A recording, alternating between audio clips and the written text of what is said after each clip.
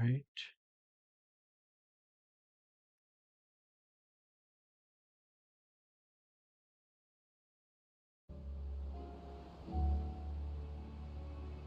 Let's begin. Hello, Rain.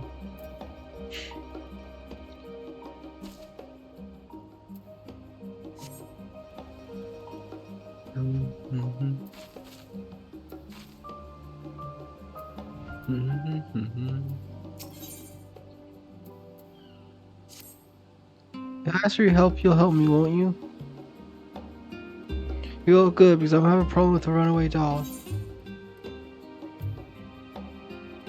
It ran away? That's right. All I did was lend him a little ether and he hopped up and dashed off down the street.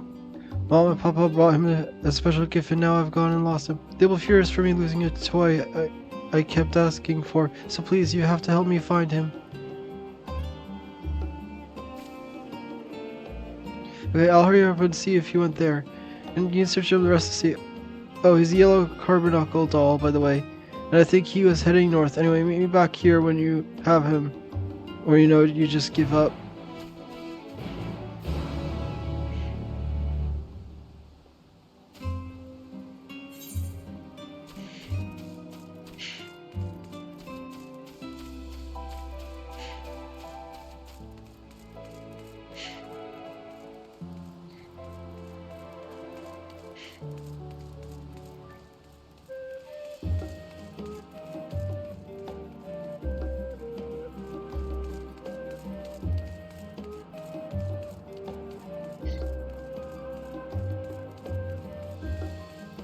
I'm fine.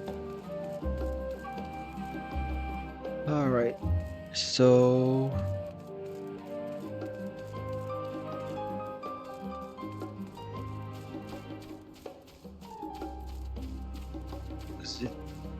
There it is.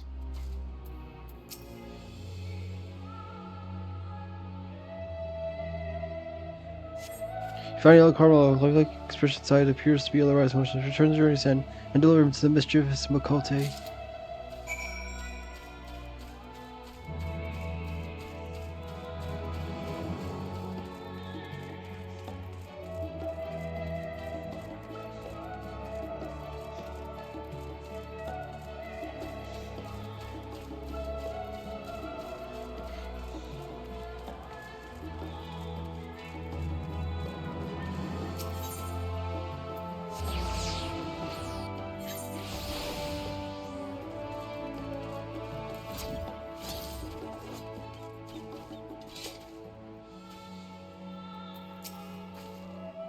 I wasn't there. I don't think I'll ever see him again.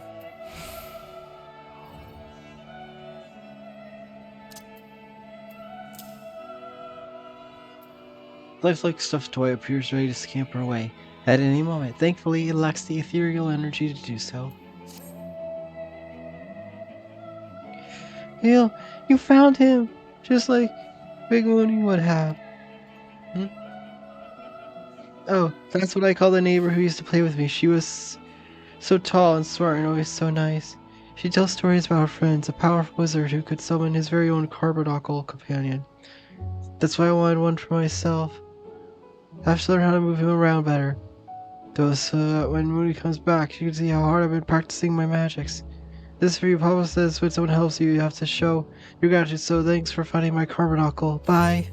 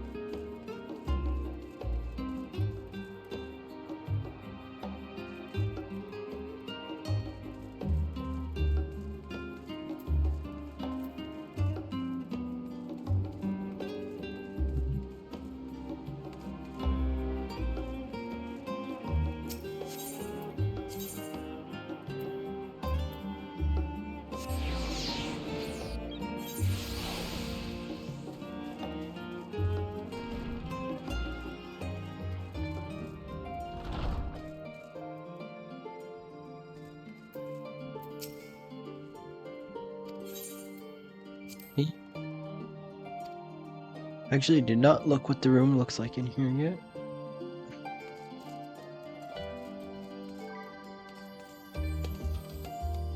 Mm-hmm.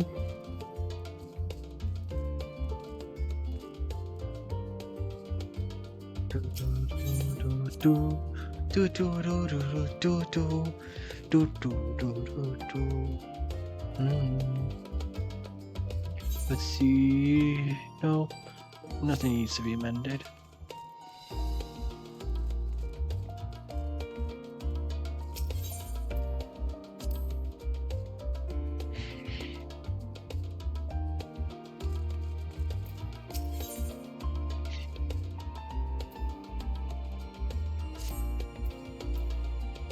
Has there been progress in Brawl Test? Shall we share findings from our respective calls?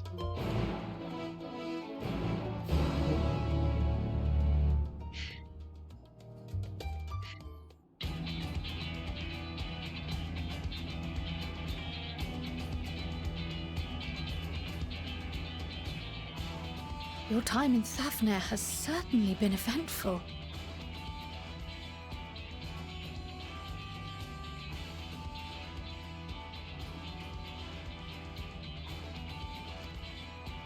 In my opinion, carrying out Vitra's request and assaulting the Tower of Zot should be our highest priority. I agree. While I still have questions concerning the Forum and their grand undertaking, we have all but exhausted our avenues of investigation. Simply pressing them any harder on the subject will almost certainly result in our expulsion. Therefore, I suggest we explore the Ethereal Sea connection by way of a letter to Master Matoya, then make our way to Thavnair. I wonder, even with the protection these talismans afford us, what can we hope to achieve once inside the tower? According to Orenvold and Fodola's report, they were unable to free the Emolja. Worse, their attempts triggered the tower's defenses, which led to a summoning of Luna Ifrit. What does it tell us that the Spires even have such defenses? Simply pulling a prisoner from the wall is fatal, thus the direct approach is doomed to failure from the outset. Any further measures to dissuade such actions seem unnecessary. Unless, of course, there is a way to free the prisoners without killing them. Then it stands to reason that any intruders will be met with overwhelming force. The towers appeared throughout the world in but the twinkling of an eye. 'Twas by magical means these structures were raised, I surmise. A spire thus conjured must needs be maintained, and I suspect an arcane catalyst, some manner of core, doth lie hidden within. Destroy the core, and the tower ceaseth to be, thus liberating the captives without harm. So we can hope, and I would prefer to enter the tower with a working theory than with no plan at all.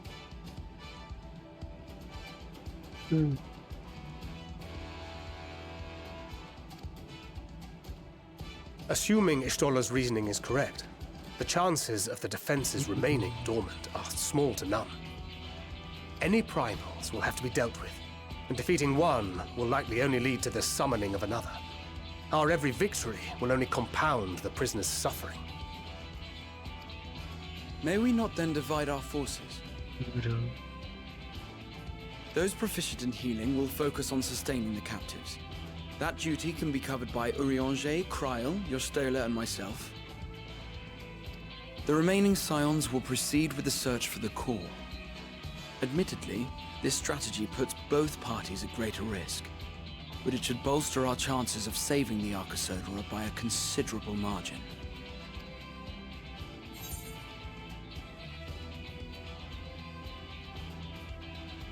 Your Alpha knows in the right group.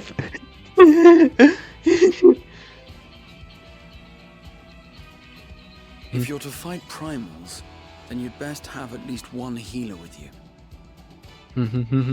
And I am more than happy to fulfill that role. I found wielding a sage's armament to be rather intuitive, and look forward to testing them against a more challenging foe. It seems we have a plan. All that remains is to carry it out. I will inform Radzat Khan of our movements, so let us make our preparations and regroup near the tower. The military post in what's left of the Hamsa hatchery should serve as a convenient staging point. That sounds perfect. And remember, the experimental aetherite at the confluence is there for those who need it, so there's no excuse for being late.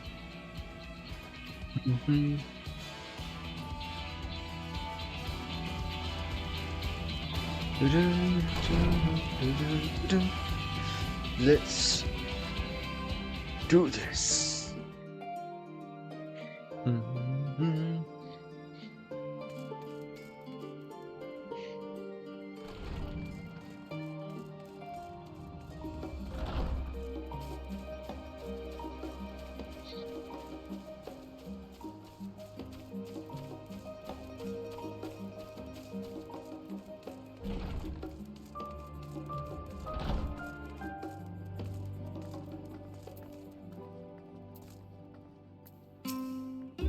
Return our only right to sin, and please, by all means, let's get this way without her before you come to your senses.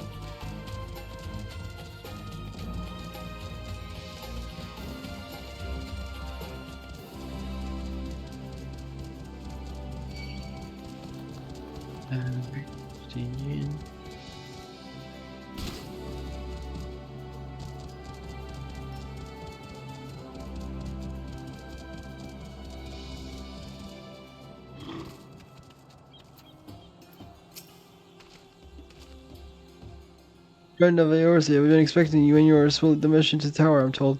The warning skills will be delivered soon. Till then, please stand by at the boat. We are ready. When your fellows arrive, I'll direct them to join you. We pray for your safety and success.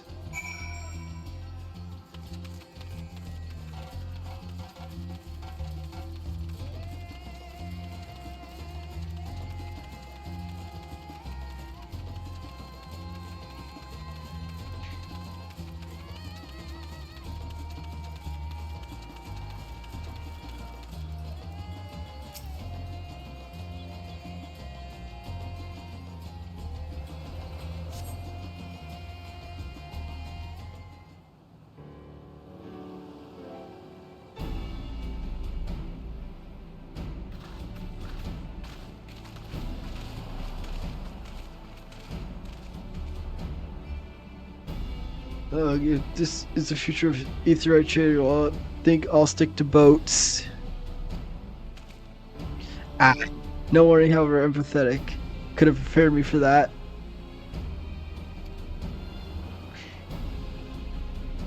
And I count how much we are a little late, but fighting fit mostly.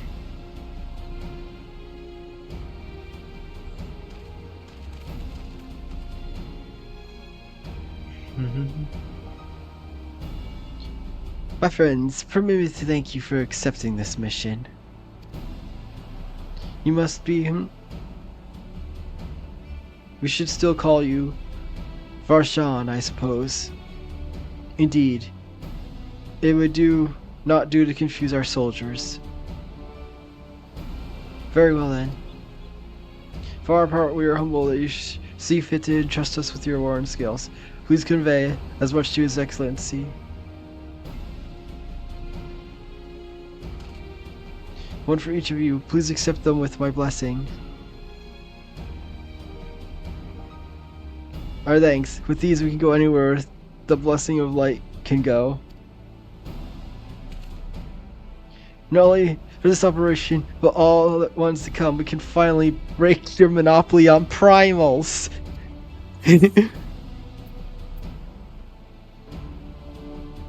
I've been waiting for this day.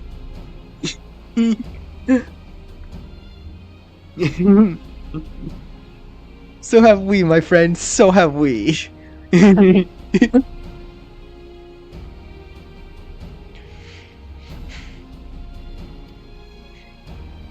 For everyone's amenable, let us review the strategy for good measure.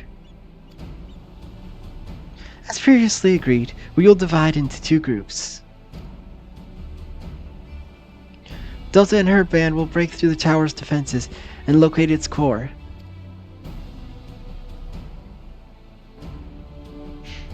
Meanwhile, the rest of us will tend to the prisoners, who will doubtless want for healing due to the duress of repeated summonings.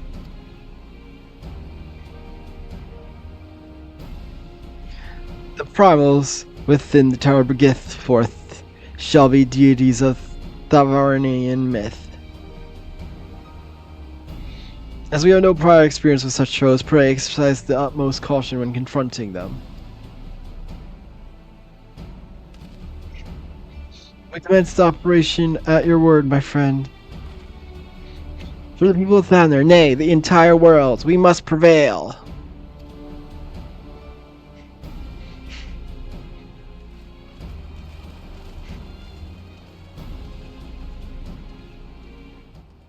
The Tower of Zot, now accessible.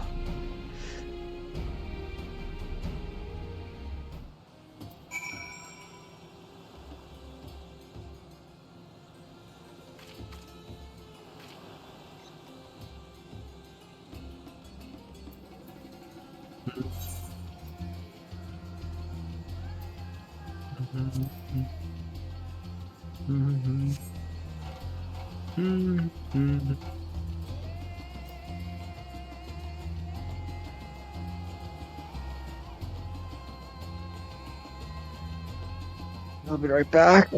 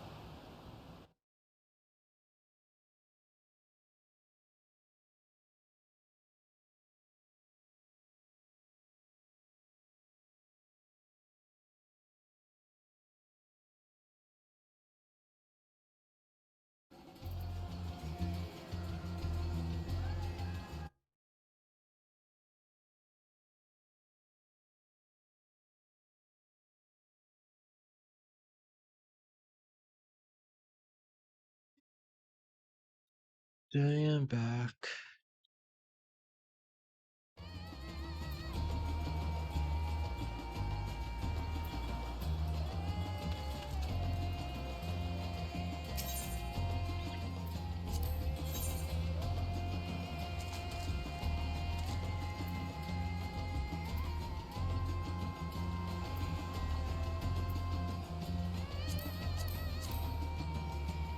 My turn. 'Twould be a pleasure as always. Let's give it our all.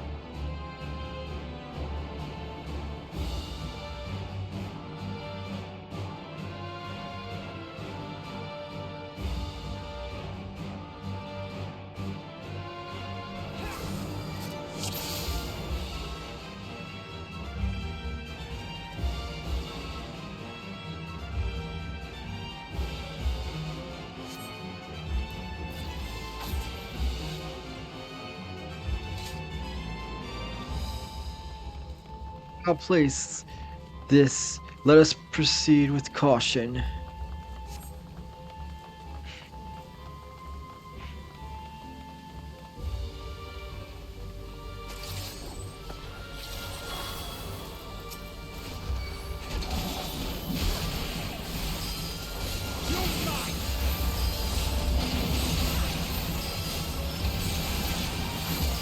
Alright.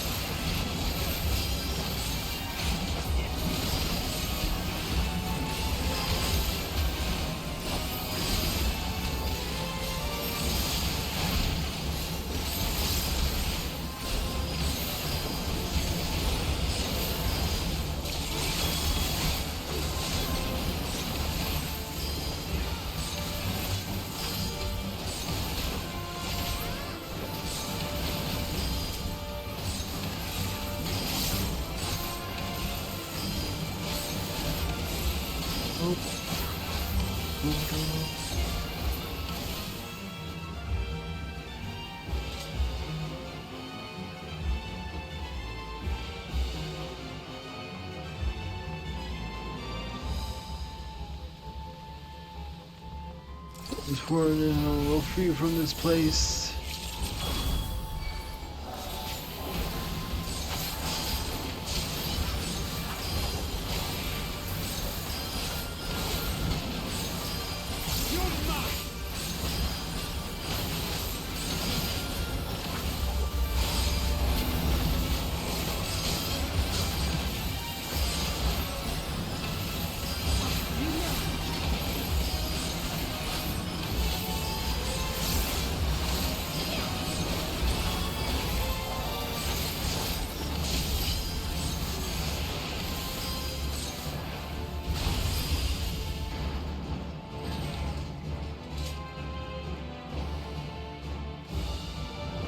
Summon great surgery resources, summoning hath begun.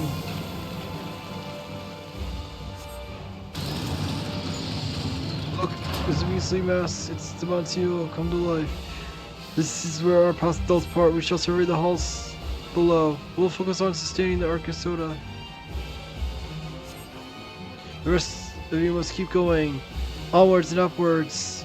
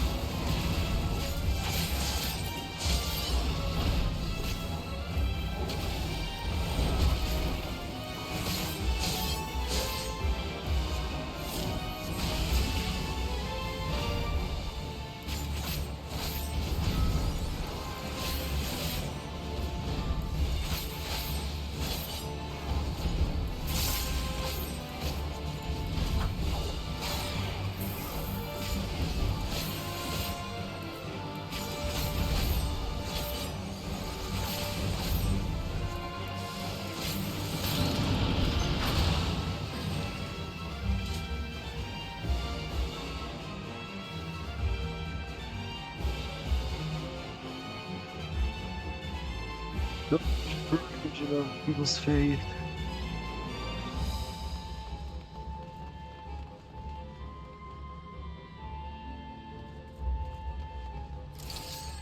Be gone from our tower.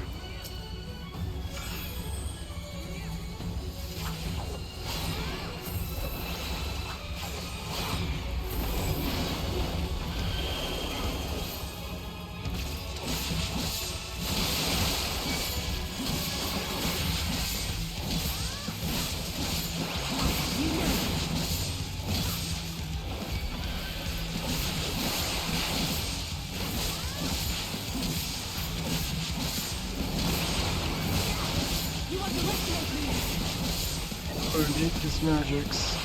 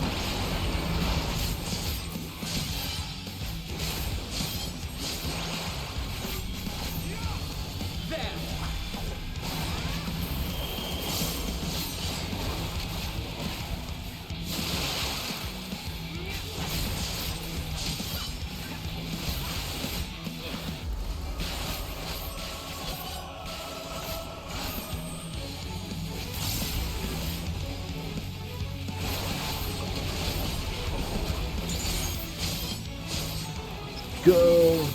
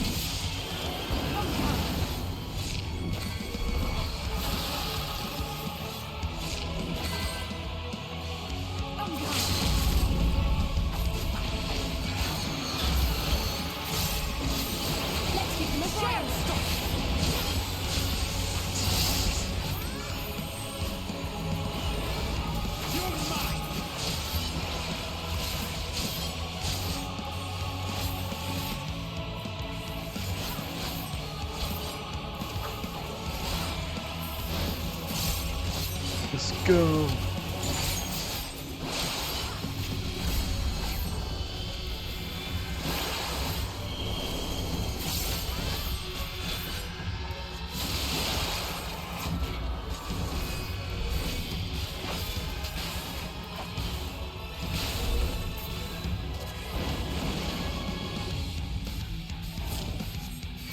That shield really helped.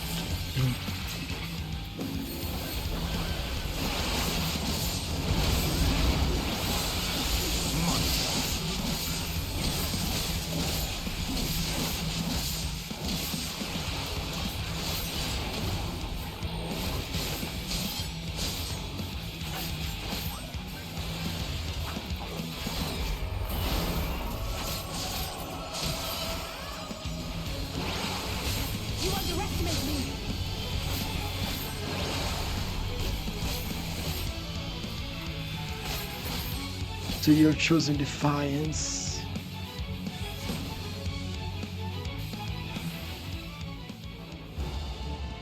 Onwards to the upper floors. Alright, first boss down.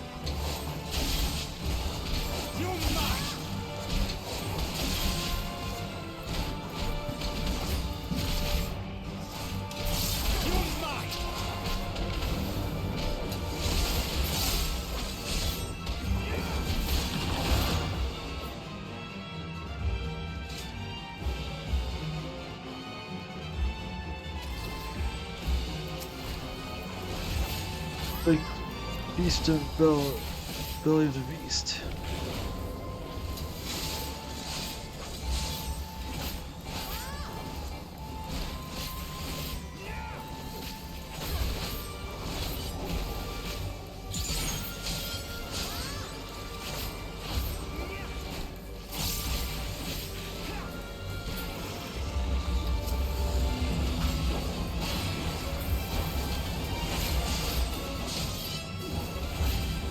You cannot stop us!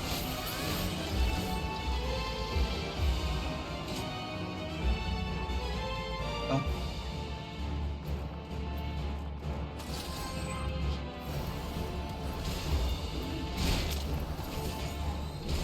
There!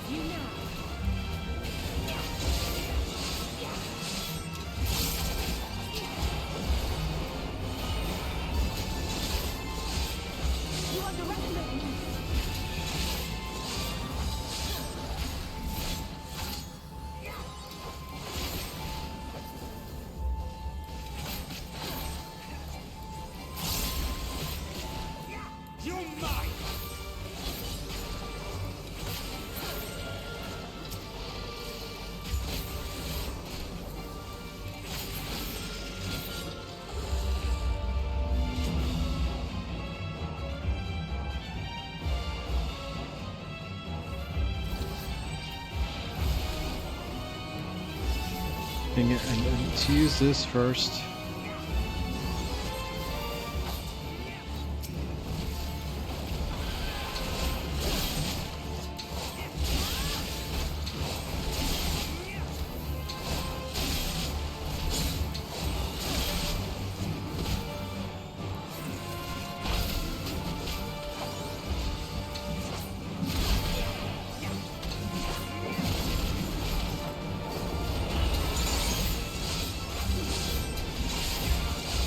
You underestimate me!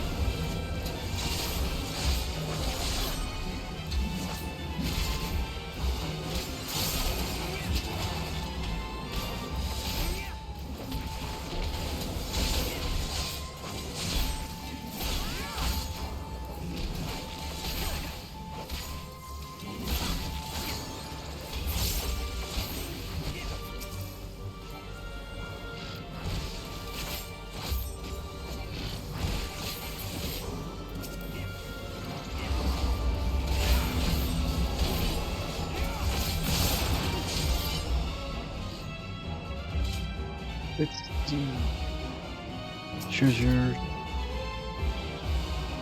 healing one that's useless for me.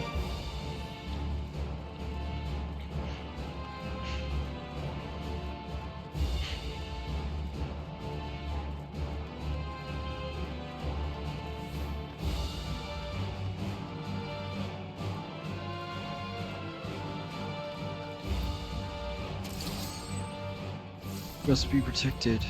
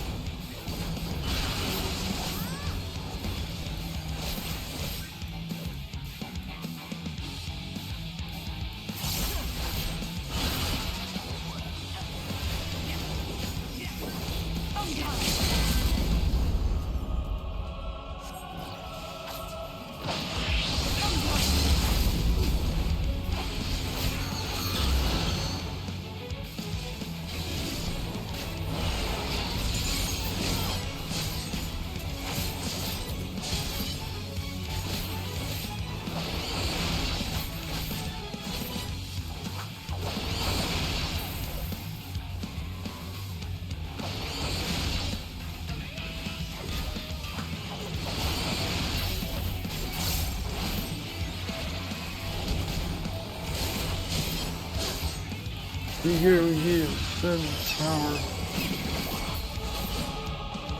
What's up? Spare me.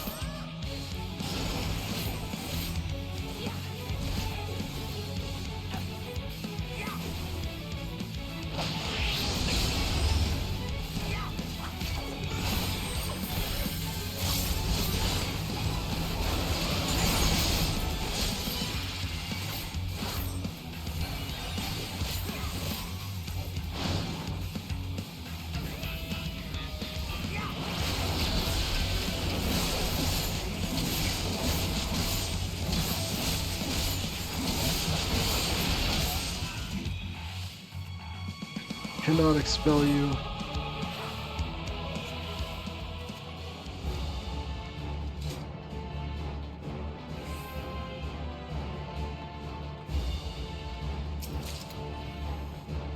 Eh!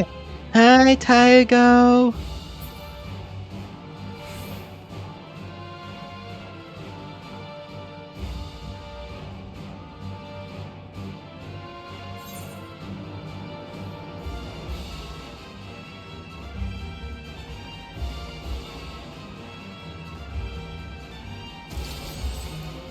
Dang, I keep forgetting to put on Solso before I enter the fight.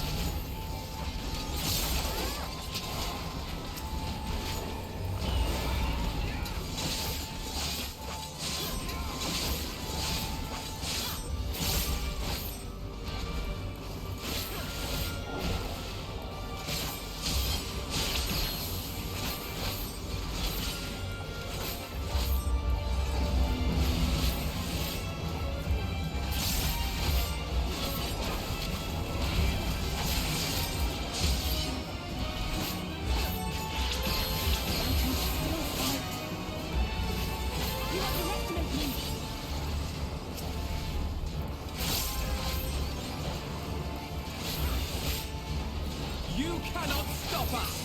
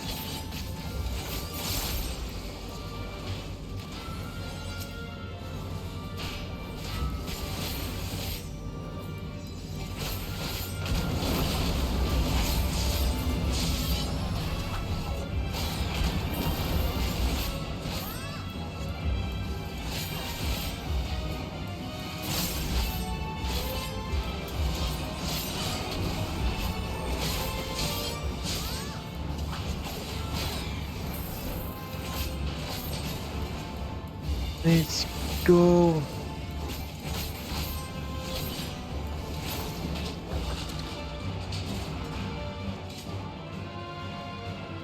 Grab coffee.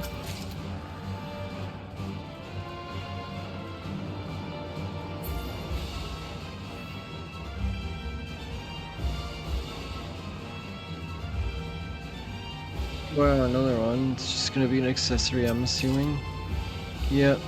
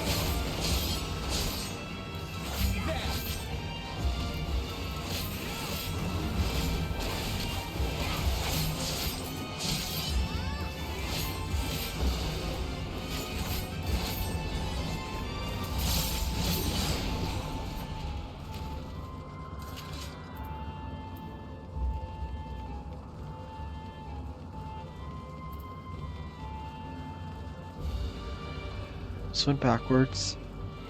Oops. Do do do do do do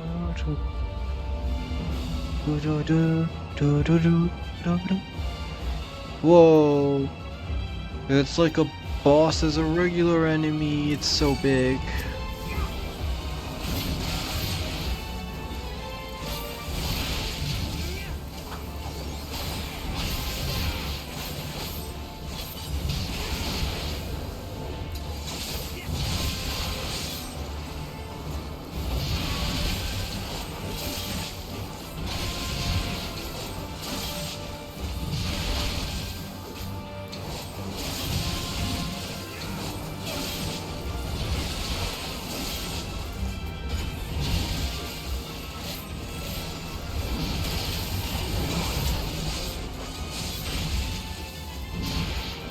You underestimate me! You're mine!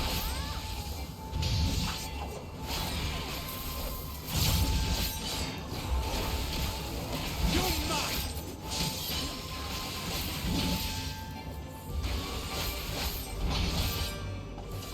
You're mine!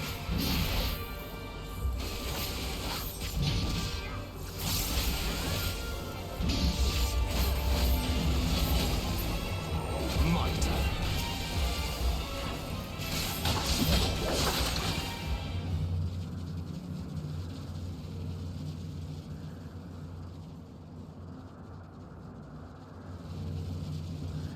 Boss, we must protect the tower.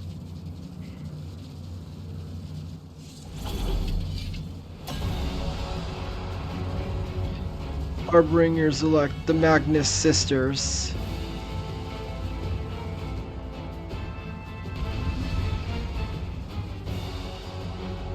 We're so close to know this. Stay focused. Now's not the time for some mistakes.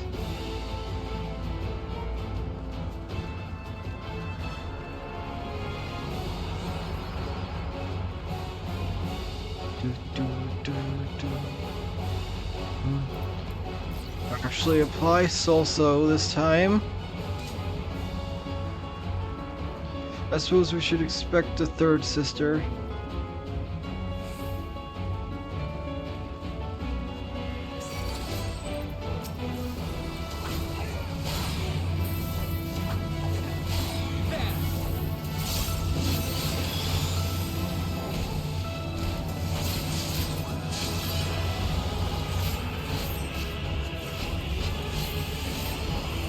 Three stand as one.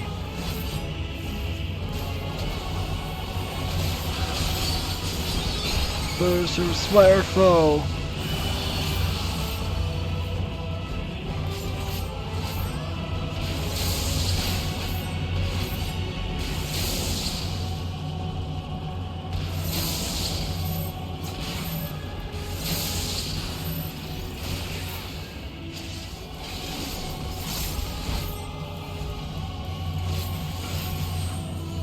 You're mine!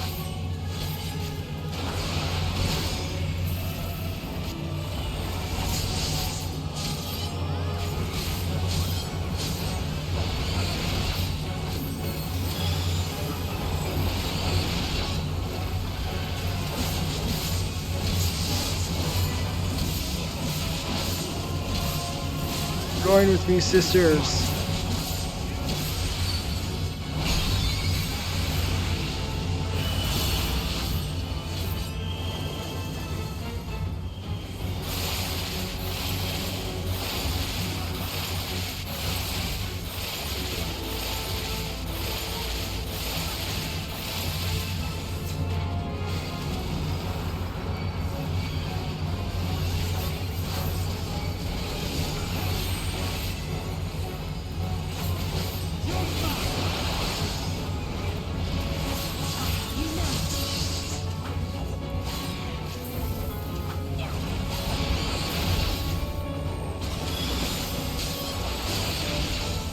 You underestimate me!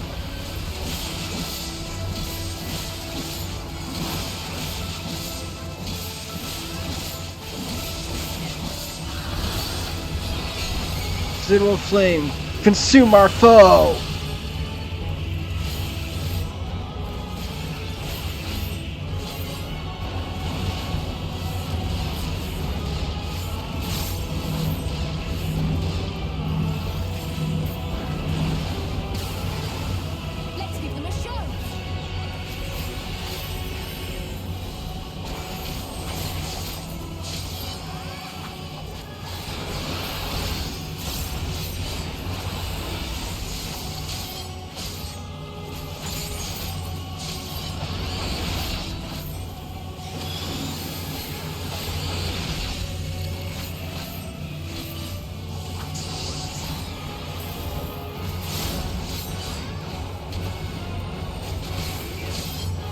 Join with me, sisters.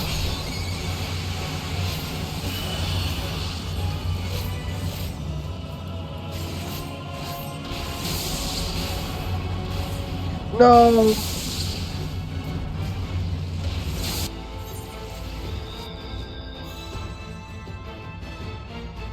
Dang it.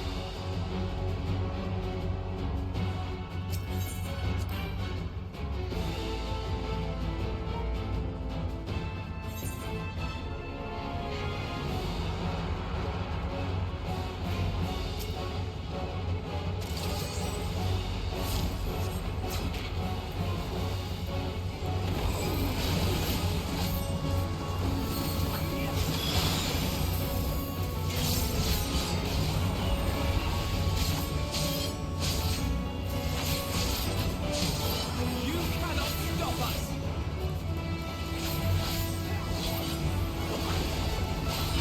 Join with me, sisters.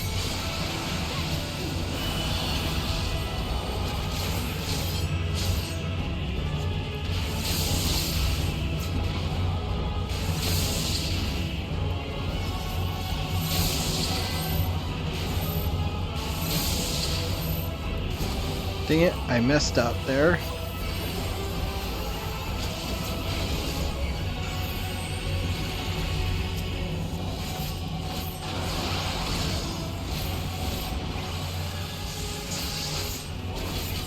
You cannot stop us!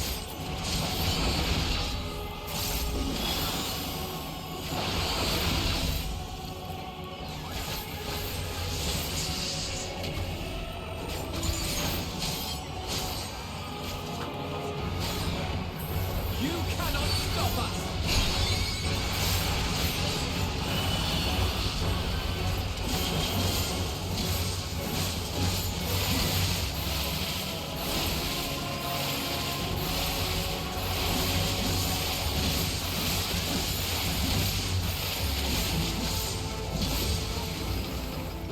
Oh, dang it.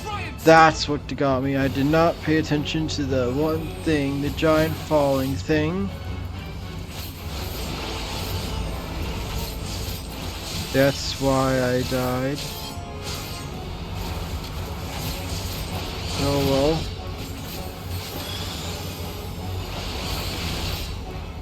Now I know at least.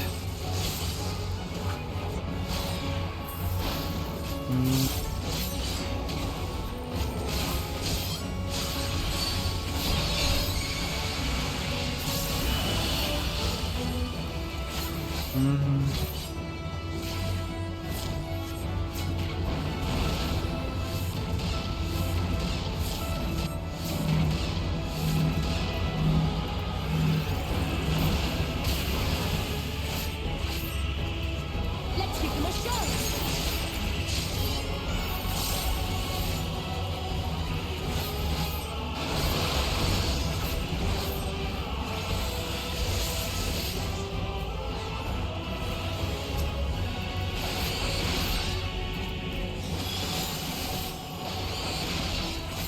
Scissors, so shall we.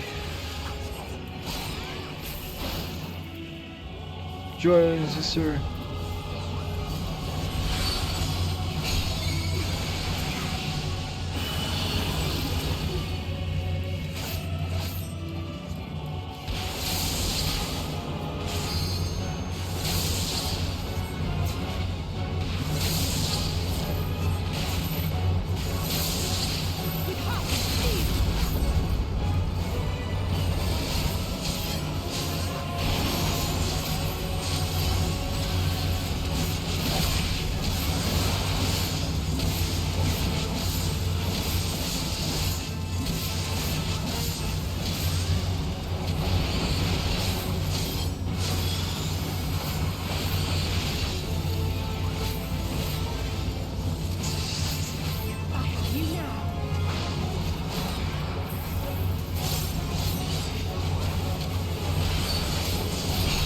Spiritual tome our foes.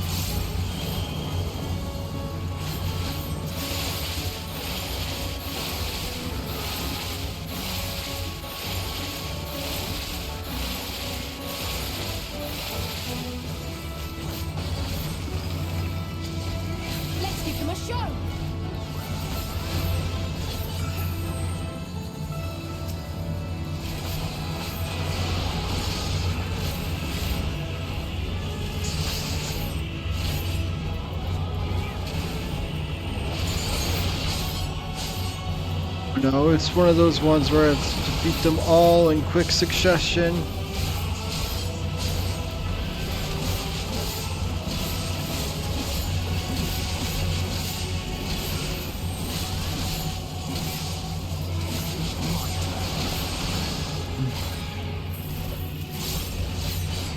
Okay, good.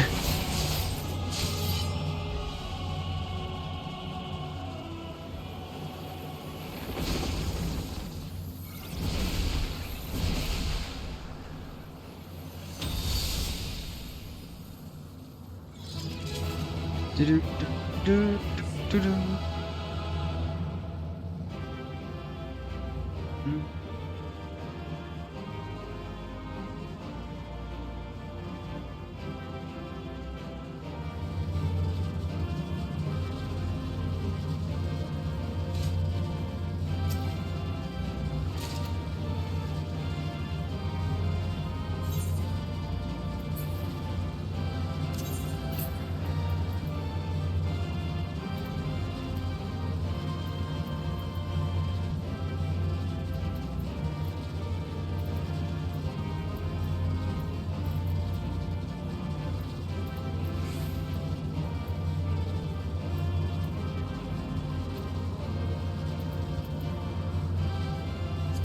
What if we're gonna get?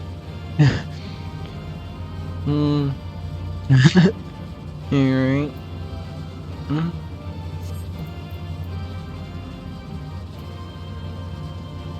I'm pretty sure that's actually better than my current. Yeah, it is. I think it is. Yeah, because it's 520. Yeah, that's better than my current one for my Pictomancer. It seems to have been the limit of the tower's defenses. They were nimble fighters, I'll give them that. From what I can tell, the summons appear to be over. No belief is secret. Cease.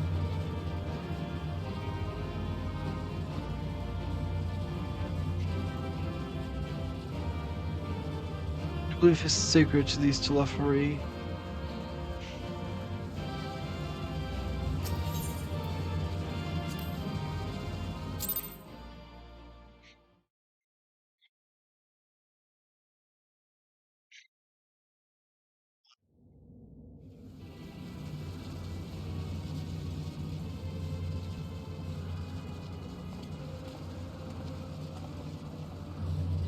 Is everyone all right?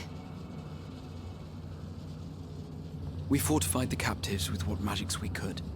Have the defenses been disabled? All appears quiet for the moment.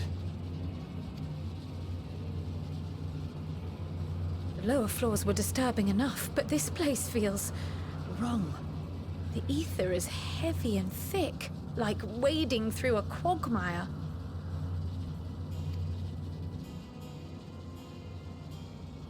I believe we stand in the tower's beating heart. What sayest thou, Ishtola?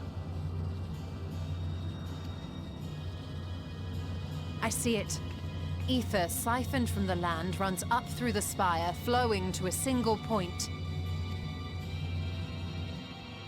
This is the core we seek. Yet something is off. As large as this structure is, it siphons far more ether than is required to sustain it. 'Tis as if the core is feeding on the energy, consuming it. I need to take a closer look.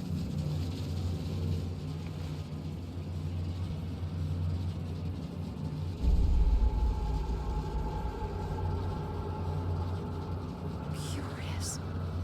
There is something there embedded inside the core.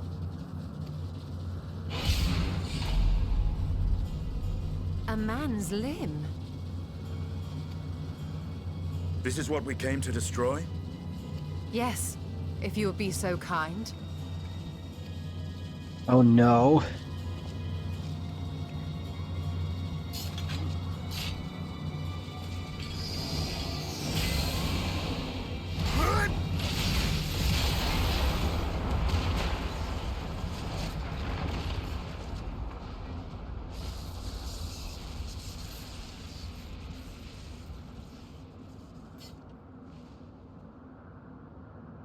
And that should be the end of it.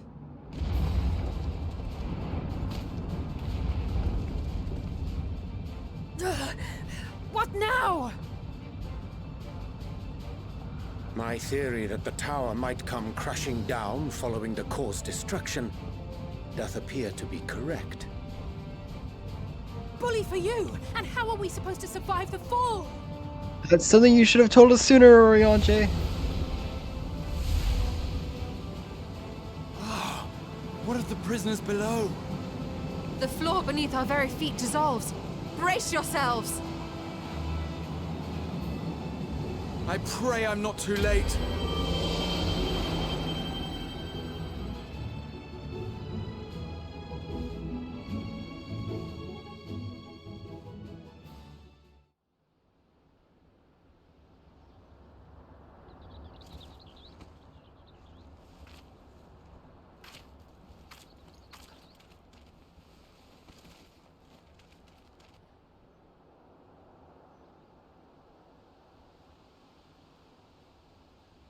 Oh, what happened?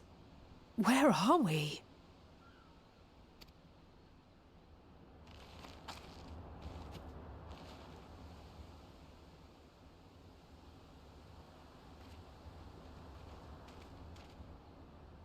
By my reckoning, we're still on the island where the tower stood.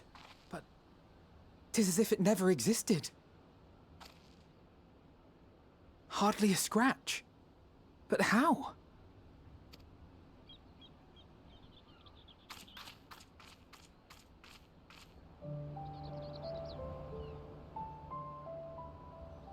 I swear. Graha wove a levitation spell at the last moment. Large enough to catch everyone, it would seem.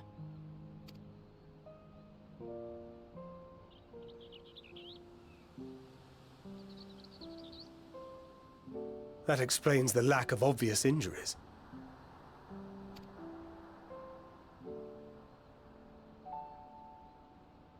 The expenditure of so much ether has taken its toll.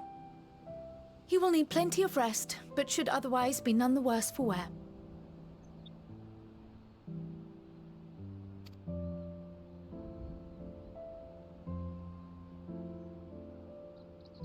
Then the immediate problem is what to do with our new friends here. They'll be much changed for their time in the tower. Even if their bodies are intact, I doubt we could say the same for their minds.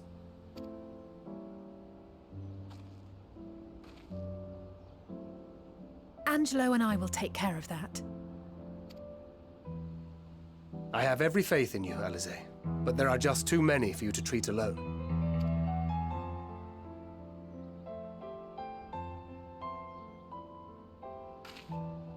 We'll send at once to Eorzea for more Porksies, and call on the local mages to lend a hand.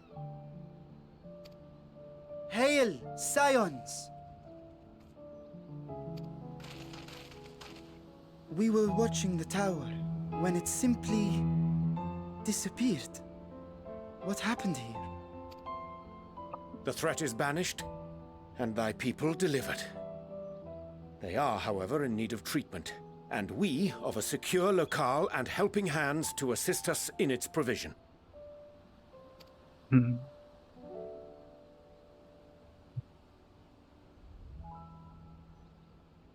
You shall have all this and more. Come, let us convey these unfortunate souls to the city.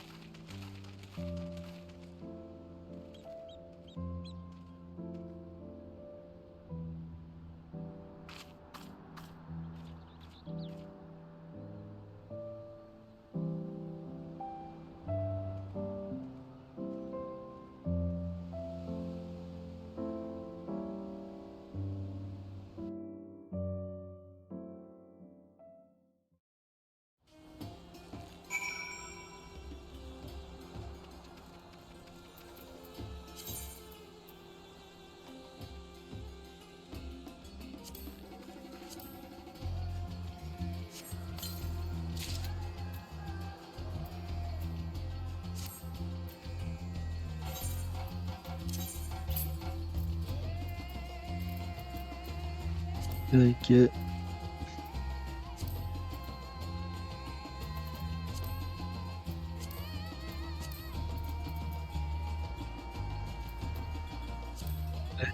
Probably just an accessory. Yep.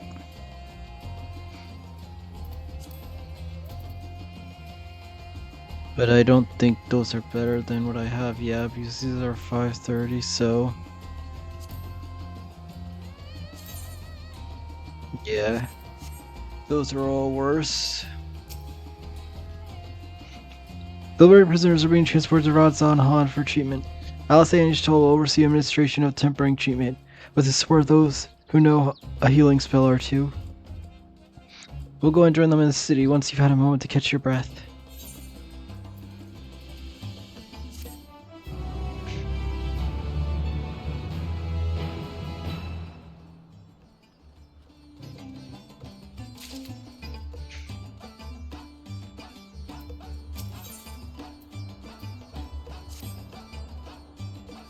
Had enough rest, have you? I never want to be idle, right? Roshan bade us to come to Meghuda at our earliest convenience. The others will join us once they have finished tending to the prisoners. Oh wait, on second thought, you and Nistidian should go ahead. I need to make a quick detour to buy the great work. We left Graha with the alchemist's care, so you best to fetch him before he's crammed into a specimen jar. Just you and me then. The guardsman at the gate will wave us through.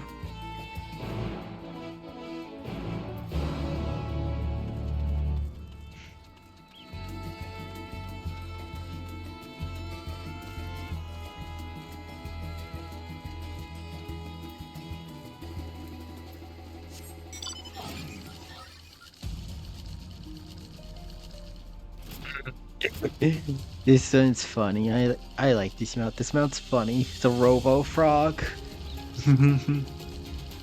It's a silly mount.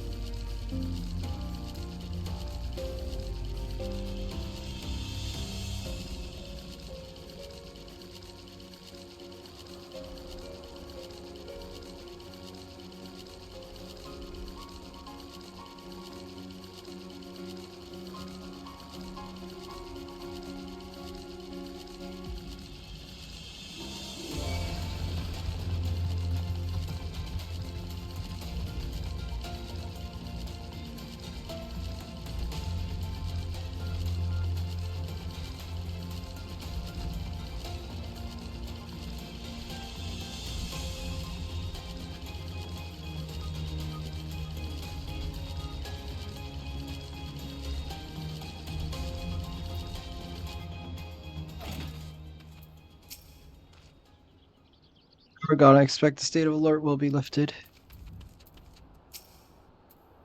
Ah, honor signs, you are free to enter at your leisure. As I cannot leave my post, I'm afraid you must make your own way. Should you require directions to the city, the sentry stationed at the fountain atop the steps should be glad to assist you.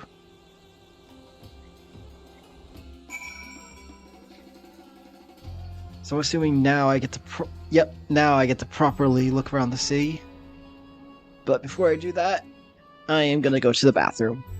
So I'll be right back.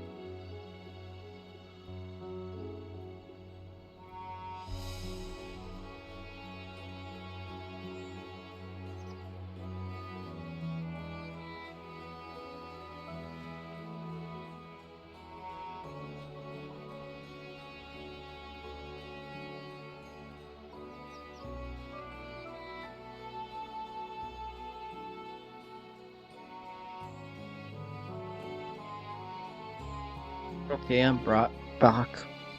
And I got myself some of my Easter candy. Got chocolate eggs, jelly beans, and a bunny peep. I always feel bad eating peeps. They look so cute. But they're so tasty.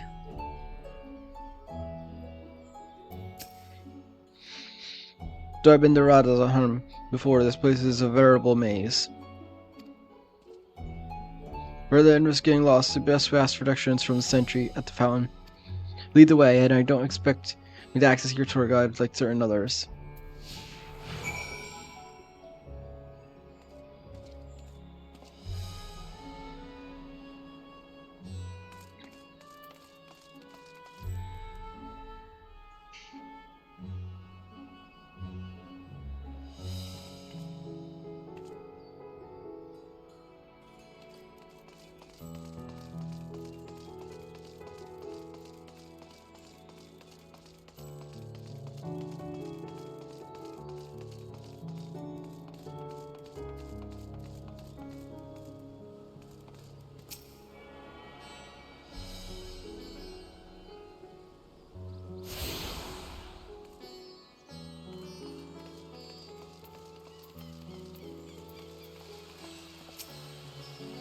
Mr. Stilts, I presume. I understand you're here for audience with the sap trap. If you require directions to Megahoda, I should be glad to provide them. The Star Trap's residence is situated in Dharma, the high part of Radzan Han. Together, I would normally recommend the route that takes you by Azars in the city and north. Due to the state of alert, however, most businesses are currently closed and the Aetherite disabled. As such, I will provide you an alternate path. First, please ascend the steps next to this fountain, then continue left. There will be more steps. Upon ascending them, you will emerge at Poxa's path. Proceed through the large door on the right and you will arrive at Ruvida Fibers. Within it, you will find another sentry who will give you further guidance. In other words, we'll head up. Sounds straightforward enough.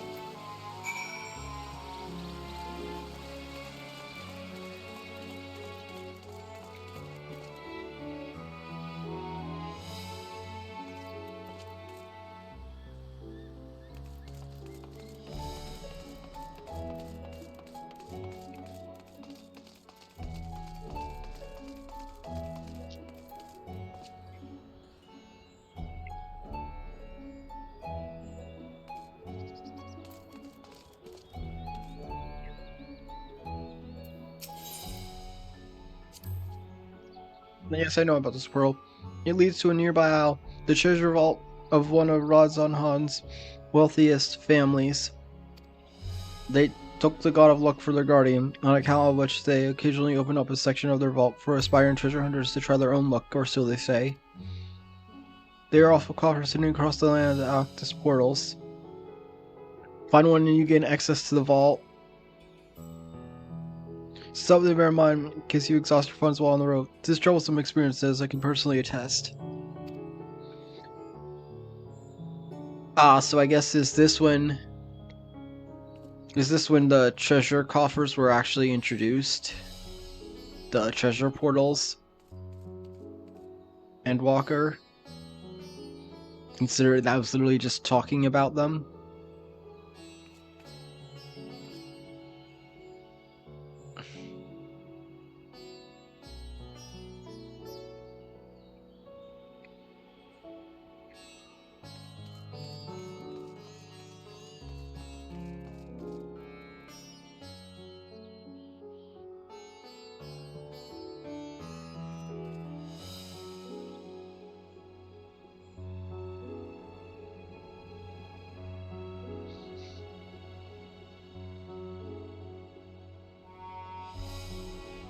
Oh.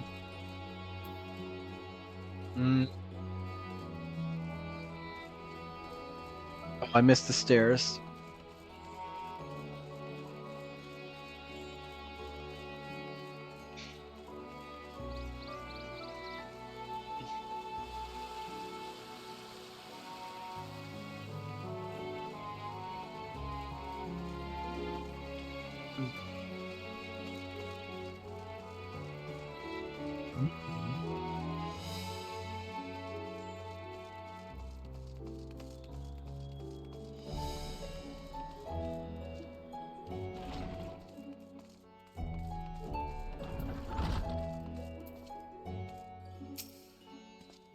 Heading to Megahuda? Are you? In that case, please follow this hallway to my right and go through the door at the top of the stairs.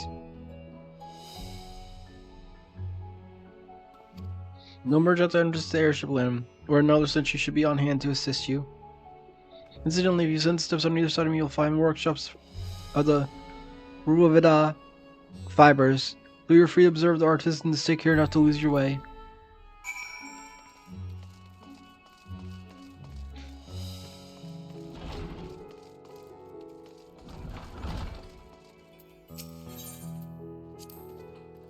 Opthari and Weave.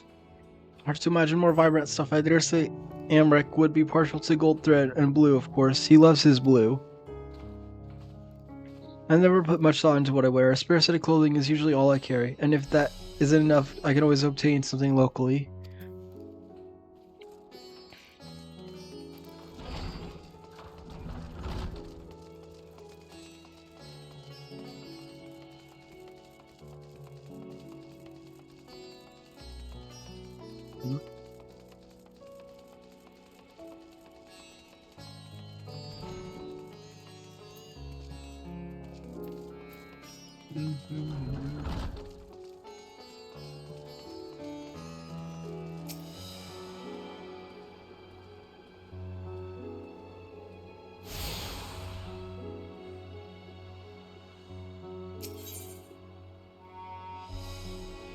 Well, this place, the airship landing, is actually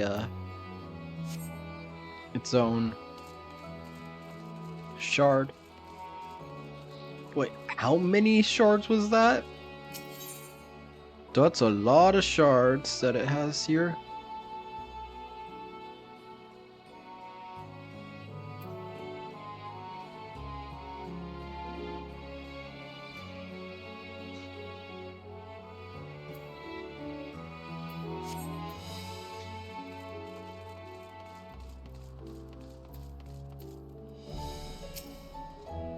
Here for an airship, I'm afraid all flights have been suspended until further notice.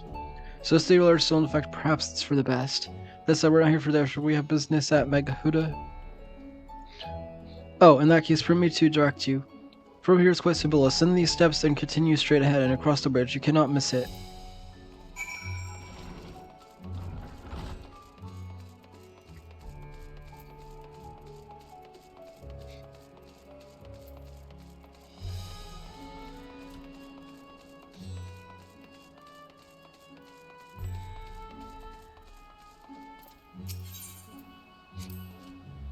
I remember passing by here with a varnish. The situation being as was, he regretted not being able to show us the sights. Life has yet to return to normal here, but when it does, you ought to pay another visit. Though it is confusing, the food is quite good, and I'm partial to hamasa myself. The meat's surprisingly tender in flavor. Well,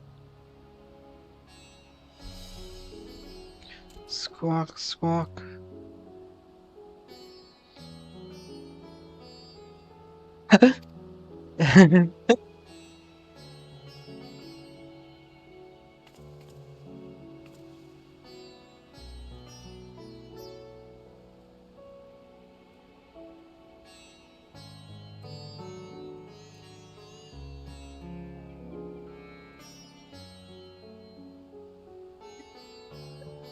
That's funny. It got mad because Istinian was talking about eating it.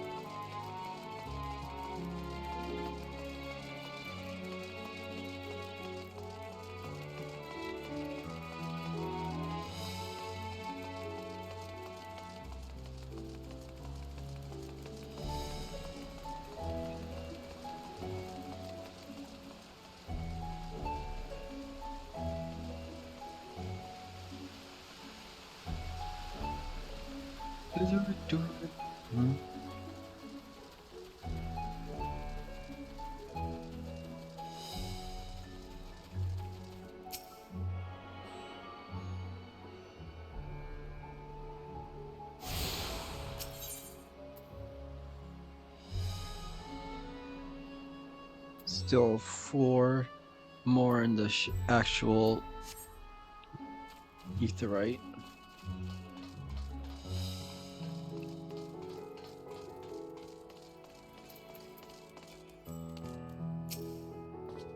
Greetings and welcome to Mega Huda. May I inquire about your business? We are members of the Science of the Seventh Dawn and come at the invitation of His Excellency. Ah, of course, we have been expecting you. I'll show you to the audience chamber if you would please follow me.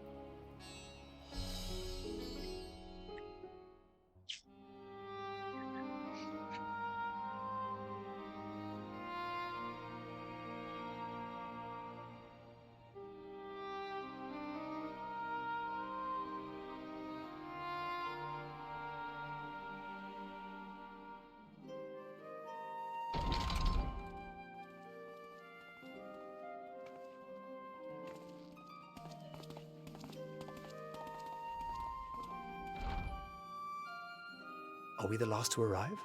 I hope we've not kept you waiting.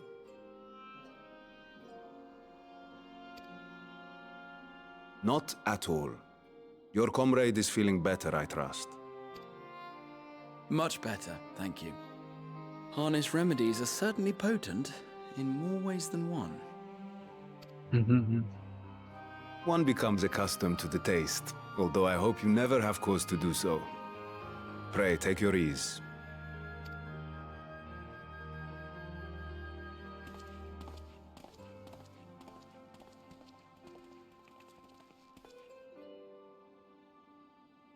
Full glad I am to see you all unharmed.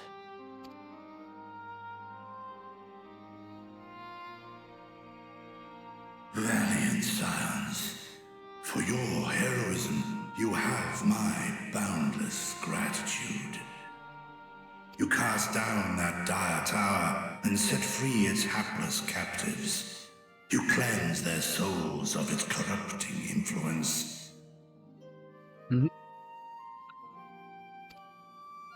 No words of thanks will suffice.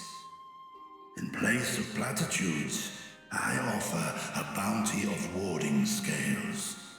Pray accept your due reward, along with the goodwill of Radzatan.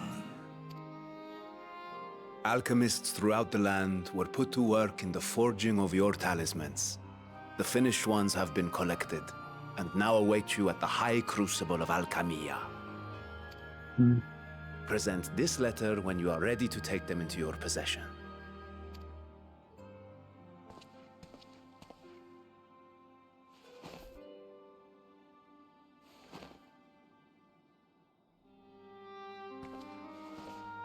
We are humbled by your generosity. Know that the inventive wisdom of Radzat Khan will be vital in restoring serenity to our star.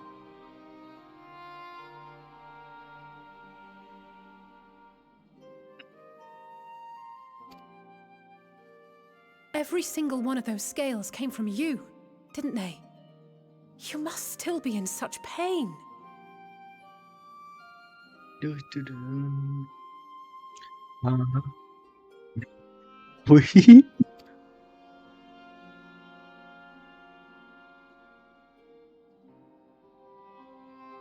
Tis of no moment. A mere annoyance compared to the dreadful suffering inflicted upon this land and its people. Whoa.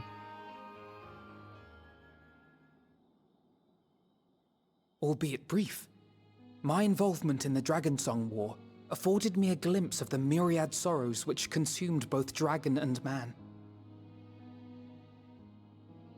Though you were half a world away, such tragedies as befell your kin must have affected you deeply. He is playing the song. This is definitely one of my favorite songs in the game. Dragon Song is definitely one of my favorite. Like in the whole game, it's definitely one of my favorite ones.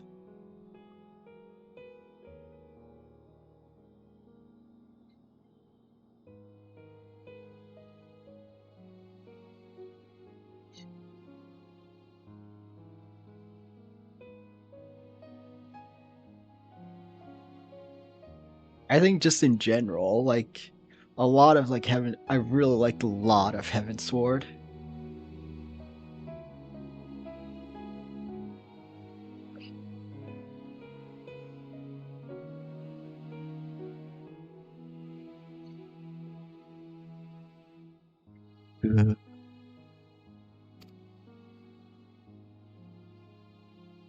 And yet, you chose to live among men.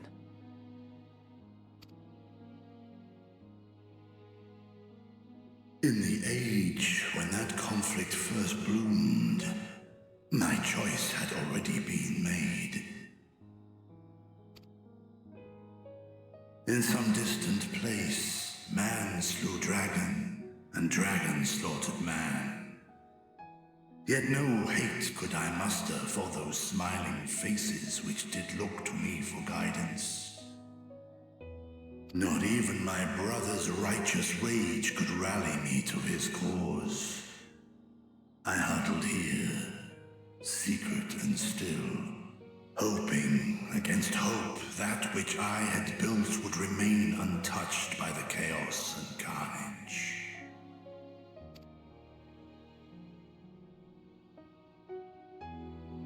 Twould seem we share the same desire for peace, great Vritra. To that end, I wonder if we might trouble you with another question. The Telophoroi are intent on recreating the final days, an apocalyptic event which we know to predate the sundering of the star. As the longest lived among us, know you aught of this terrible cataclysm?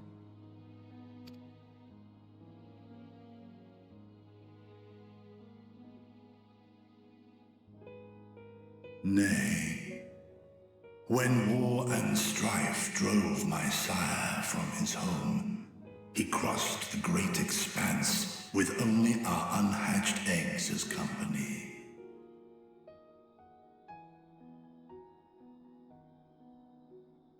He alighted upon a shattered source, its 13 reflections long since scattered beyond the rift. Of events preceding his arrival, he knoweth naught, save that which Hydralin hath deigned to disclose. I see. So again, 'tis the inscrutable Hydaelyn to whom you must look for answers.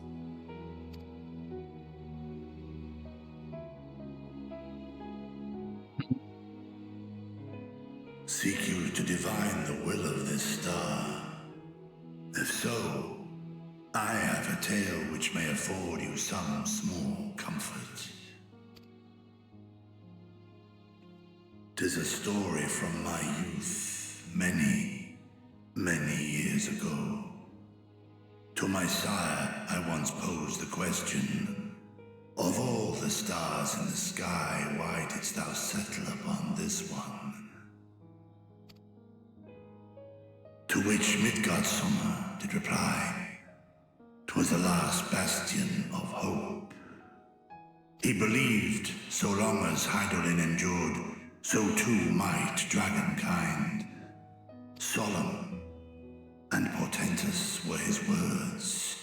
What deeper meaning they held, I could not, dared not pursue. 'Tis a stone I've left unturned ever since. Yet take you solace in the knowledge that whatsoever Hydralyn does strive towards, 'tis an ideal which hath earned my sire's conviction.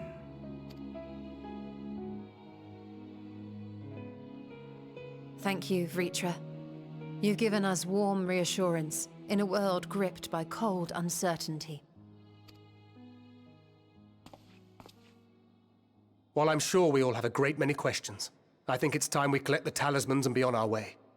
Our fight against the Telophoroi is far from finished.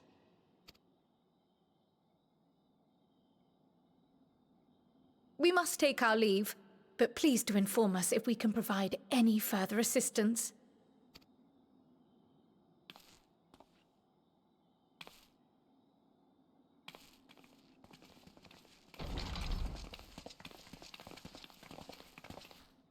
Prithee, a moment.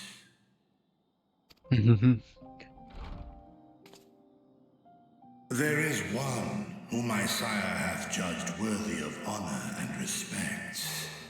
The one known to men as Eorzea's champion. This hero of renown and rumor, 'tis thee.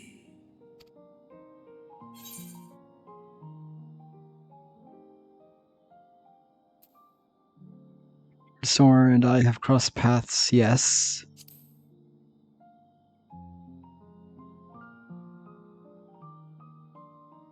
I knew it to be so. From man and dragon alike have I learned of thine exploits. 'Twas a revelation most pleasing that thou, a child of man, had gained Midgardsormr's trust. But alongside mine elation runneth a rivulet of dread.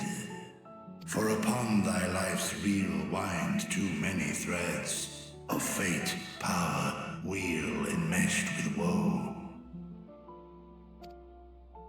Amidst this tangled knot thou shalt know no rest. 'Tis an endless confluence of forces, a struggle without surcease.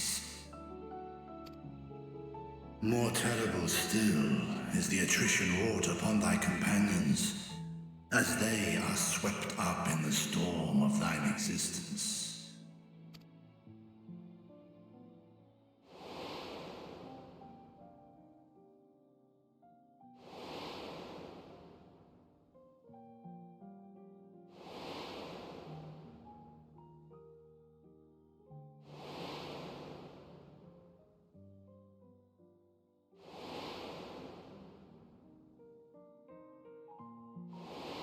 Again?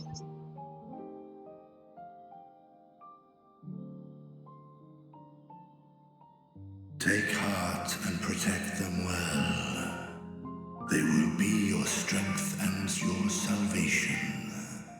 The hope thou wilt need come the end.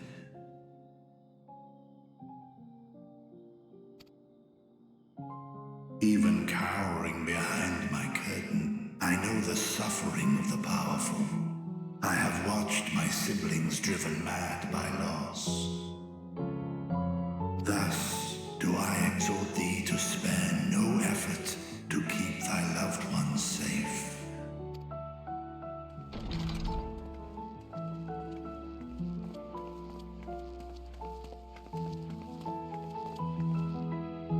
Apologies.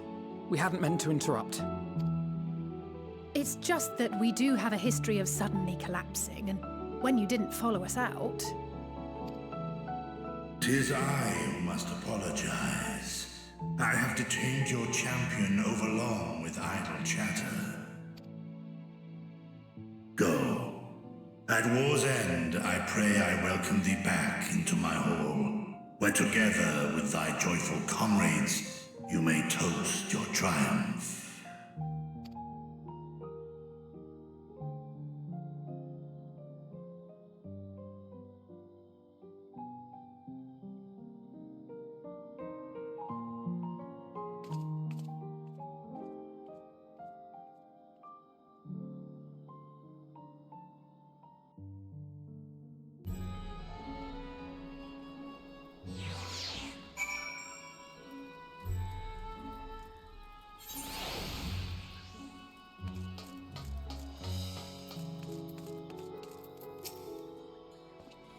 So what are you and Richard talking about? Nothing very well, if you say so. The others have gone ahead to the High Crucible. Let's catch up to them.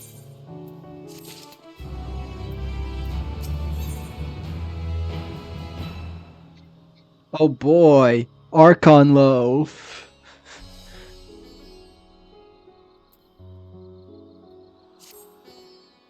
Ben Hedens was kind enough to give me Darkness to High Crucible first. Let us return to the Mulberry Orchard.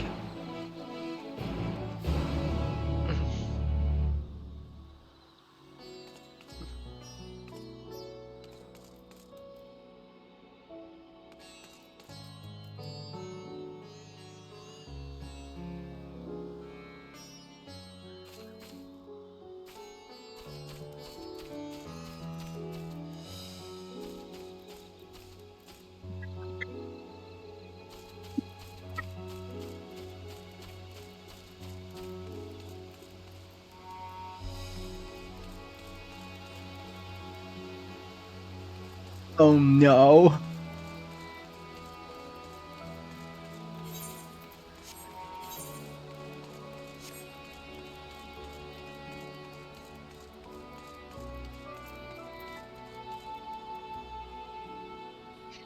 Oh no.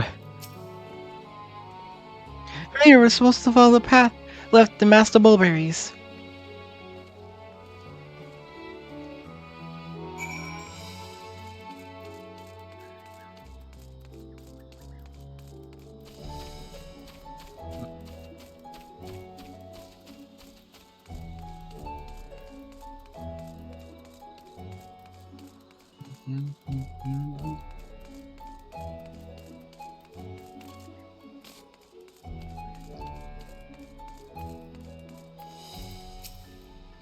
Street turns, enter the door straight ahead and descend the steps.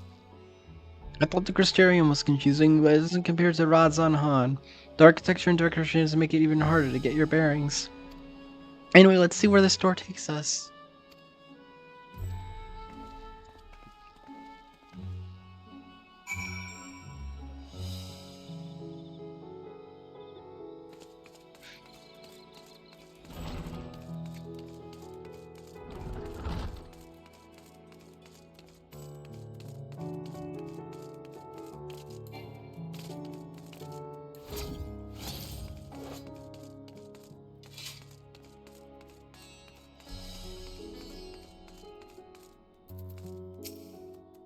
Your Aether so far so good, there isn't much further to go. Here we just need to cross the other side of the hall and pass through the larger barrier with the two doors. The High Crucible lies beyond. I suspect others have already collected their warding skills. Come, let us join them.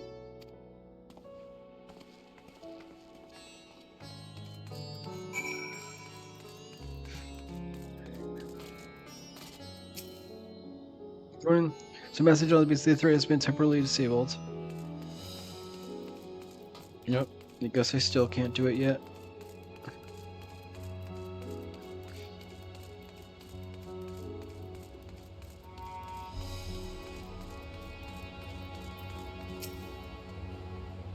Though this land hath been afforded respite, a turmoil do many others distinguish still. Our work is far from finished. Took their time, got turned around, I take it?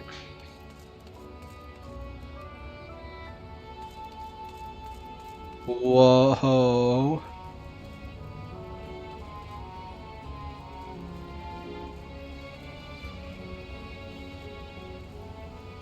That looks cool.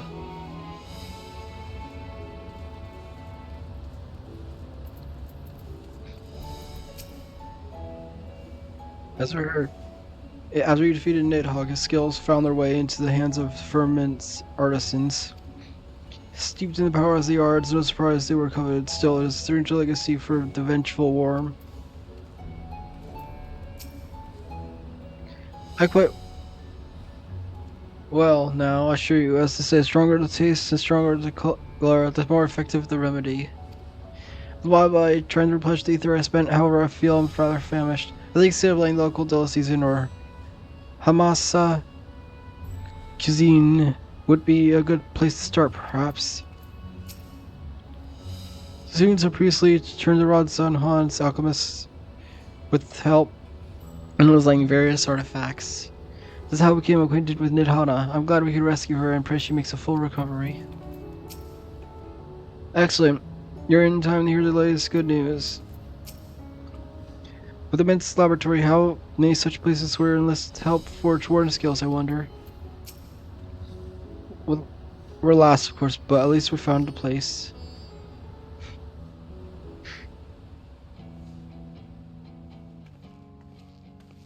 These are the talismans we were promised. Yes, and I made a quick count. There are far more than we could have hoped for. Enough to outfit an entire company of soldiers, in fact. Considering the involved process, that they were able to manufacture so many in such a short span of time is nothing short of a miracle.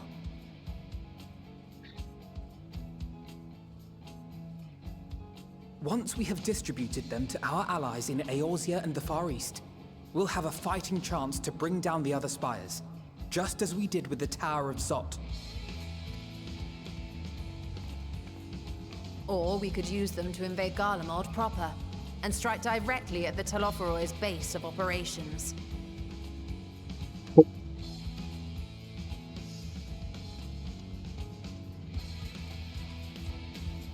Of course, we would need to consult with various Alliance leaders before such a drastic measure could even be contemplated.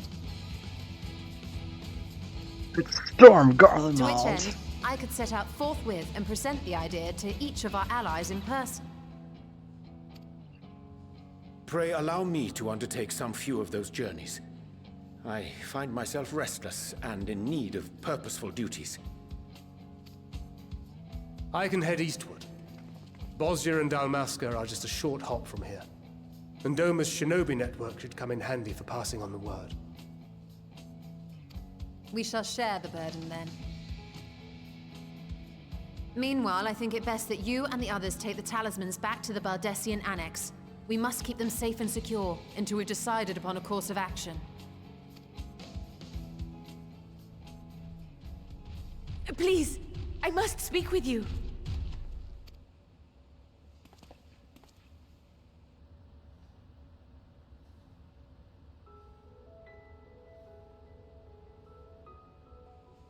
Nidana, you're awake. Yes. When I spoke with the carer at my bedside, she told me that one of the scions, a young woman, had cleansed me of the tower's corruption. It seems I'd been asleep ever since the treatment. But when I awoke and learned you were all still here, I knew I had to come.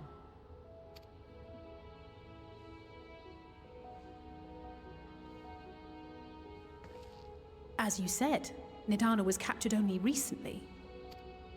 Such a brief exposure is swiftly cured, so I tended to her before we gathered at Megaduta. And I am truly grateful that you did. I cannot thank you enough.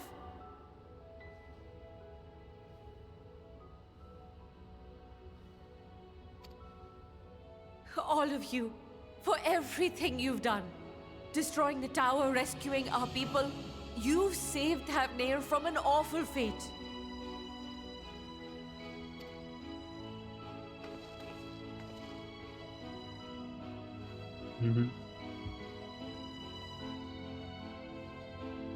Yet who hath truly saved whom? Due in no small part to thine inspirational courage, the alchemists were successful in reproducing warding scales of proven efficacy. Replications of thy work now stand ready to travel across the seas, unto the hands of those who might wield them against this rising evil. The talisman? Is this true?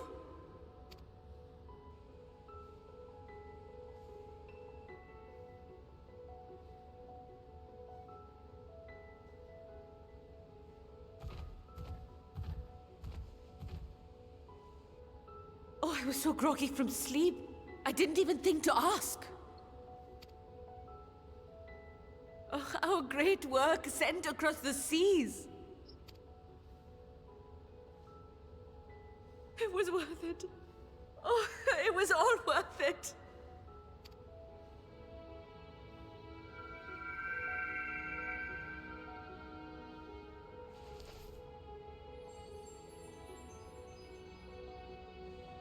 Look at that!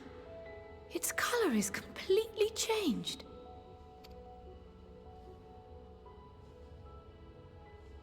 What do you have there?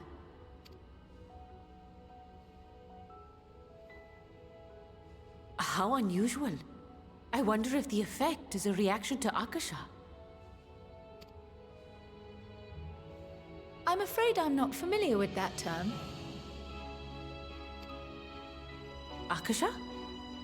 It is one of the unseen energies defined by Harnish alchemical theory. Though a gross oversimplification, some describe it as an essence influenced by feelings. You imply that it is distinct from ether? Foreign scholars often conflate the two, but we see them as separate concepts. Ether is an energy which permeates the land. It exists within animals, objects, even the air we breathe, affecting all through which it flows. Akasha, on the other hand, exists in a domain beyond our reach. A gift bestowed from on high, or torn from the heavens in some traditions. Akasha can neither be created nor destroyed. It is beyond our power to purposefully alter or manipulate. The only thing observed to influence it is an abundance of, I want to say, spiritual emotion.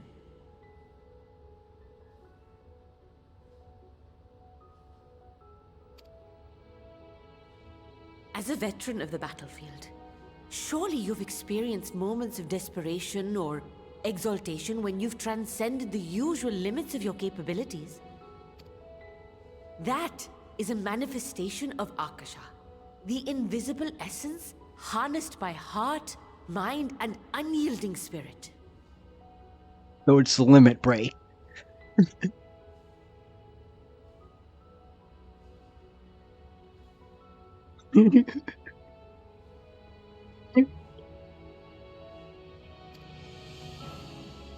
I really must hear more about this theory. Our disciplines are based entirely upon the idea that ether is the fundamental form of all energy. I'm glad my haphazard explanation has piqued your interest. But even for us, Akasha is a somewhat abstract field of study. A lack of practical application lends itself poorly to formalized research. Which is why my analysis of your flower can amount to little more than idle speculation. I am sorry. Nonsense! You have nothing to be sorry for. Your insight is much appreciated.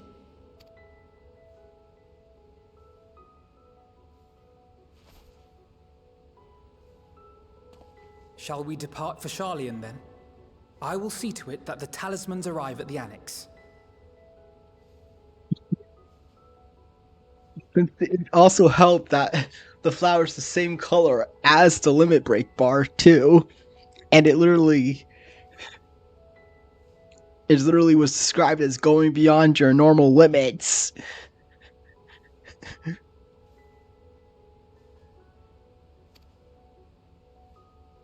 And we will be in touch once our talks are concluded. I suggest you rest while you can. From here onward, sleep is bound to be in short supply.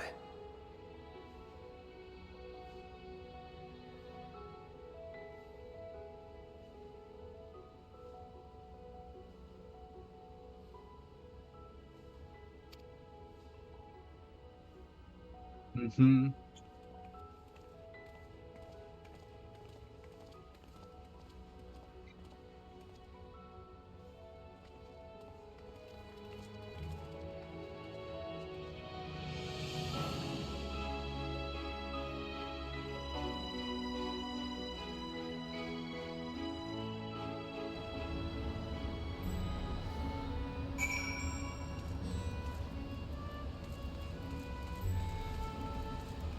Since I'm over here, I'm gonna go grab this shard.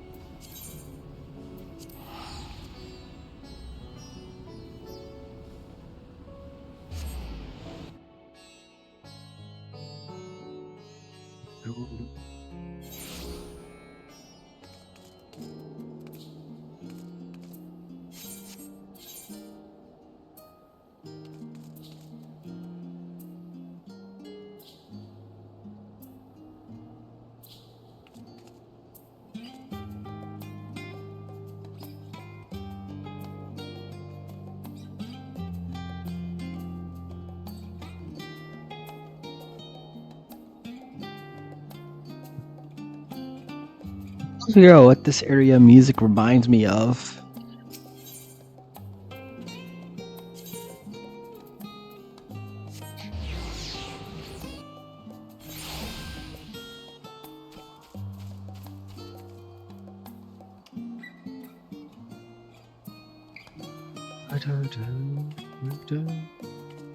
Was it like Animal Crossing, New Horizons that's reminding me of, or something else?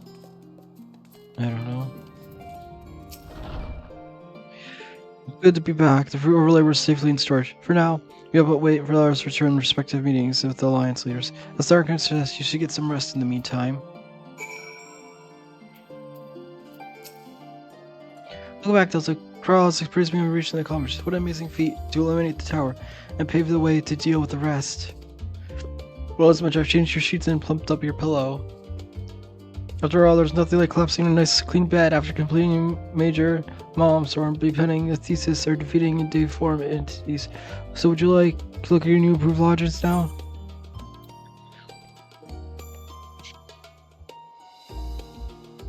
I'm assuming there's gonna be a cutscene, so I'm just gonna run to the bathroom first.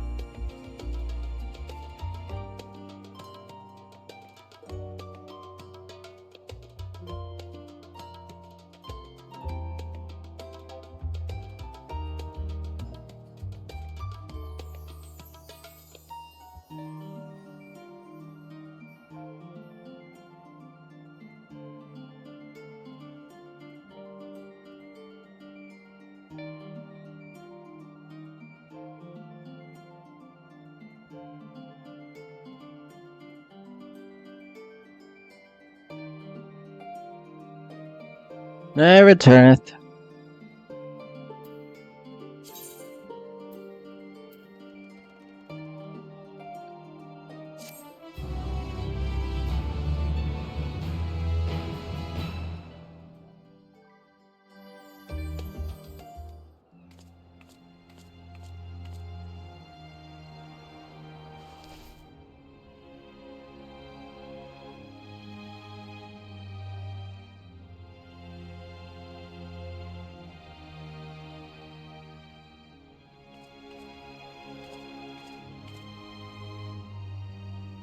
Take heart and protect them well.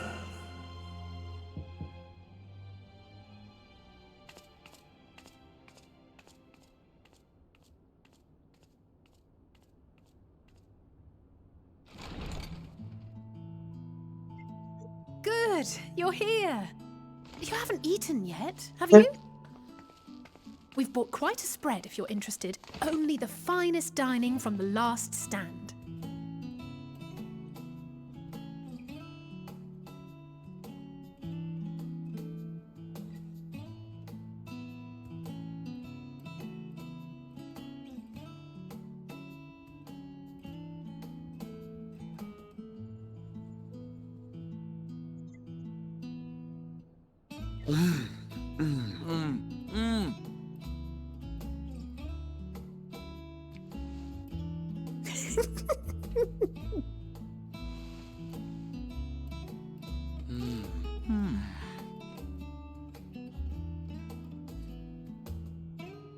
Lest you wonder, we invited Estinian as well.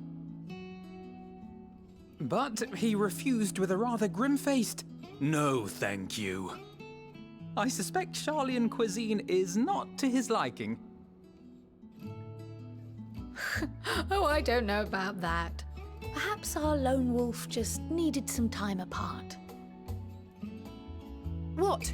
To perfect his brooding stare?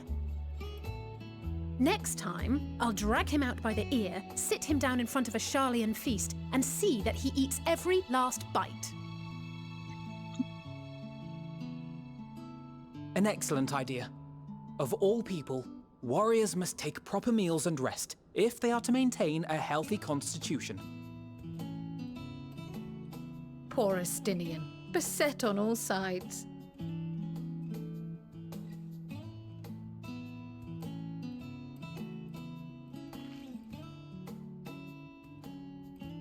Speaking of one's physical condition, Mistress Cryle, I hear you recently played literal host to Heidelin herself. And what an experience that was.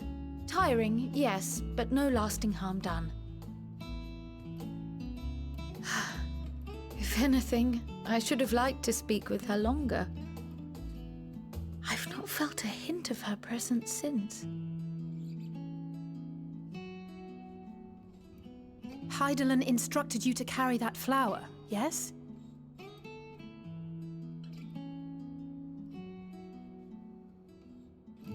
Twill be your guide, test and proof of your conviction. And then something about seeking joy in darkness, was it? Come to think of it, isn't that what happened with Nidana back in Radzat-Han? The flower did seem to radiate a joyful glow, as if reflecting the elation we all felt, the relief of a people with renewed hope. Indeed, and in turn I felt buoyed by that radiance. 'Twas akin to spotting a beacon and knowing we were on the right path. I know we've not yet triumphed over the Telophoroi, or learned the full breadth of the Forum's plans. But even within the midst of our struggles, we find small moments of joy to sustain us. Rare and hard-won perhaps, but it is this pursuit of happiness that gives us the strength to carry on day after day.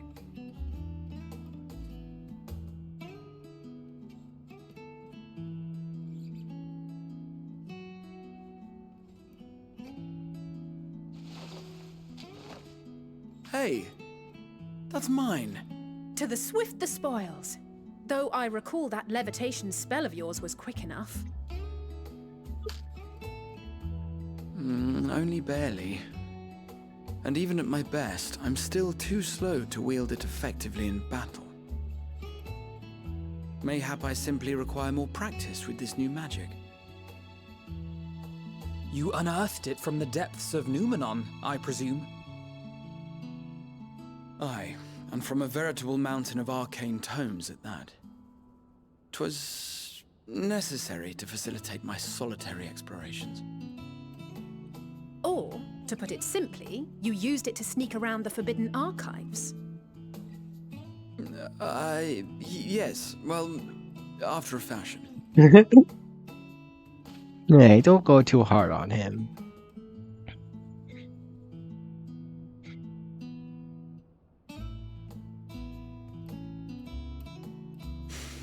They're tall, you see. The shelves, they're too tall for me. And I could hardly move the library's platforms without attracting attention now, could I? Oh.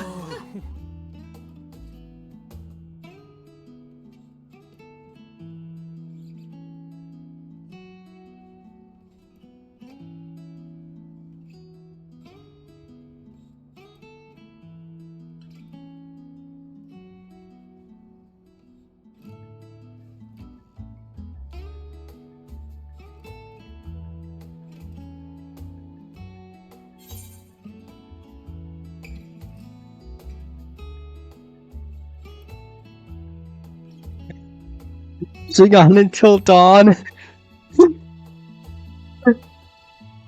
I'm not that ambitious. But 'tis pleasant to idle away the hours every once in a while.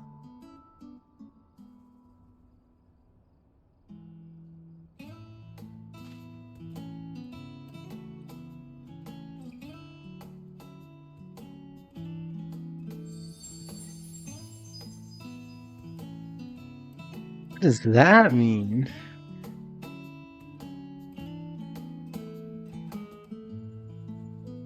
Don't actually tell me. I want to find out. He's so... Oh no.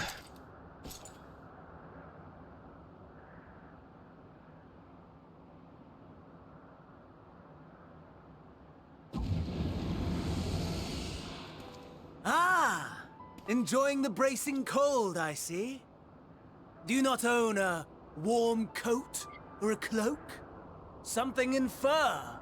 Or fashioned from the skins of your enemies? Or... well, never mind that. I swear his voice sounds different all of a sudden.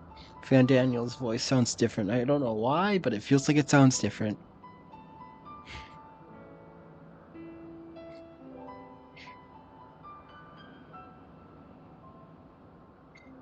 I come to you once more as the bearer of bad news.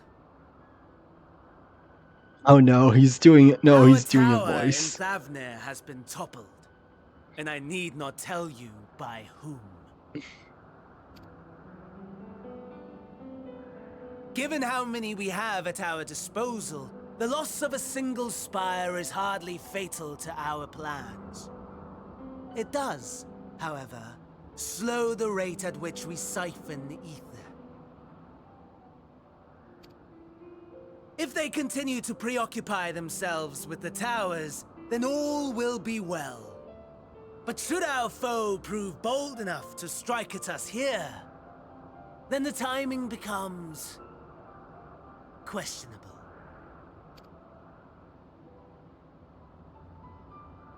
Our foe is bold enough. Of that, I can assure you.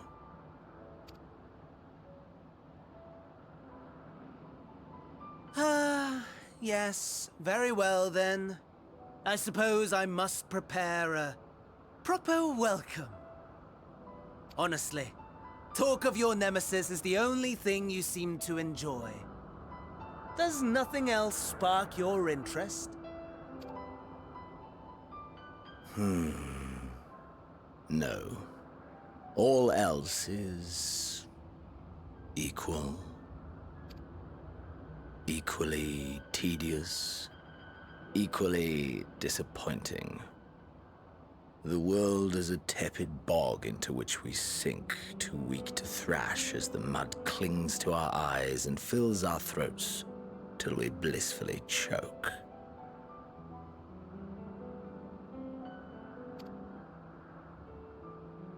But then came the light, blinding and pure and hot, so very hot, enough to set my soul aflame. I basked in the afterglow until the void yawned once more. And then I knew the muck would never claim me again. There was naught for me ahead, so I drew the curtain on all that had come before. Burn, burn. Let the whole star burn. I will have my contest. I will reclaim my moment.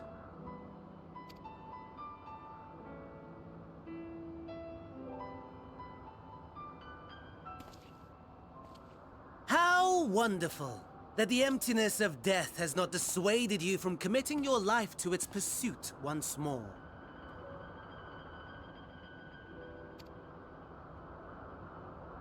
I don't know whether to envy you or pity you. You question my disinterest, but what of yours? Despite your noisome antics, I sense you take little pleasure in this endeavor. Mercy, my lord. Such pointed barbs from one who barely acknowledges my existence. Nevertheless, you are mistaken. For I do find this part somewhat enjoyable. You see, when I was mortal, I would always have the same dream. It was a fragmented thing, disjointed, all the faces incomplete. The setting, too, was unknown to me, so I thought it simply a fantasy of my sleeping mind. Until one day, I realized it was showing me the truth, much as your dream of the final days enlightened you.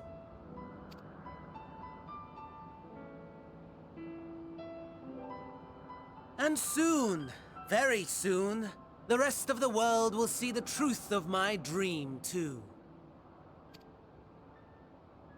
Yes, I think that is something we can both enjoy.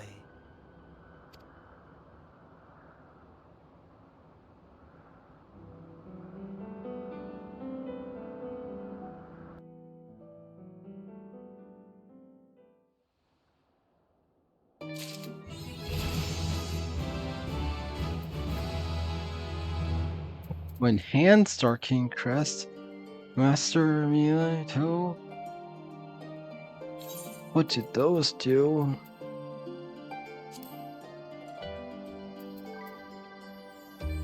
Brian's crest of time returned to self and nearby party members, gradually restoring HP over time.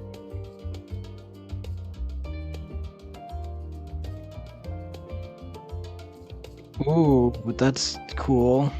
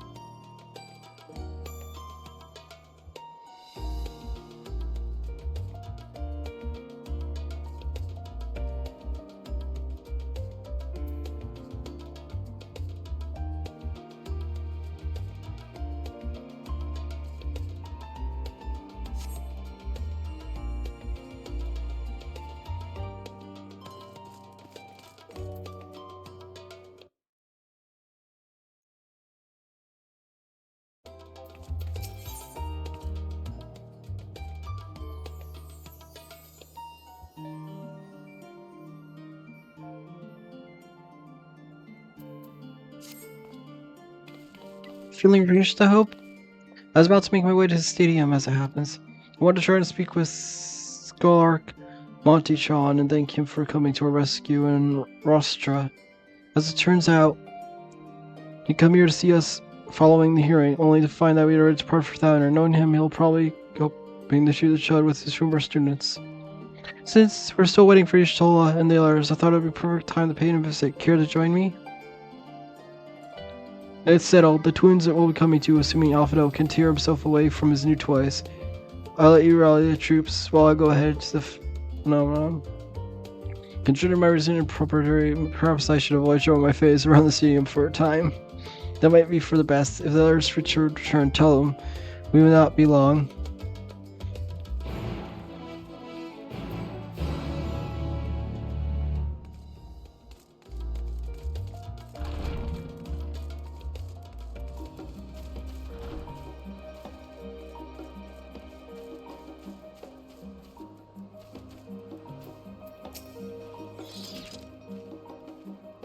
Heading out for a stroll.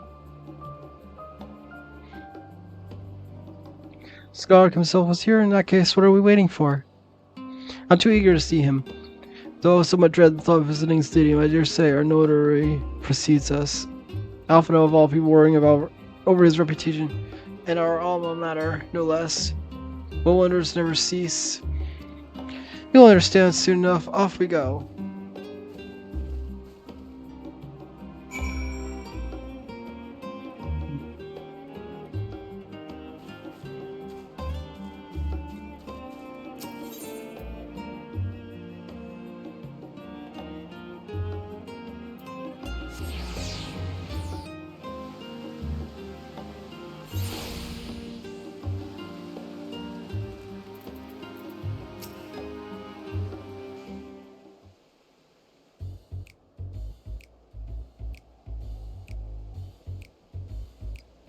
This Hildebrand music.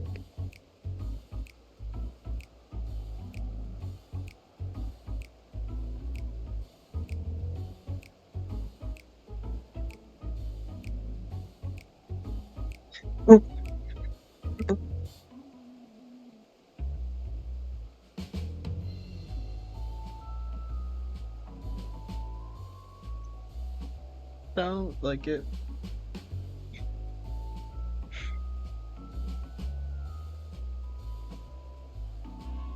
Here it is. Phenomenon. Well, I expect you may know it before. Like hardly miss it. This is the first time you've been here on official business, correct? Well, most of the space is taken up by the expansive auditoriums. It also houses numerous laboratories, testing grounds for experimental magics, and a host of administrative offices and so forth. As the center of what would later become the stadium, it was established to promote the study of ethereological phenomenon, hence the name. Though with the ether being a fundamental aspect of nature, its scope expanded to include every conceivable facet of life, and even on universe itself. And then, in the 430th year of the 6th astrological phenomenon was decreed complete and steam officially opened as a place of learning. With long and storied history, it's without question the world leading authority of theology and arcane, the occult, astromancy, and countless other fields stand proud as Charlian's foremost educational institute.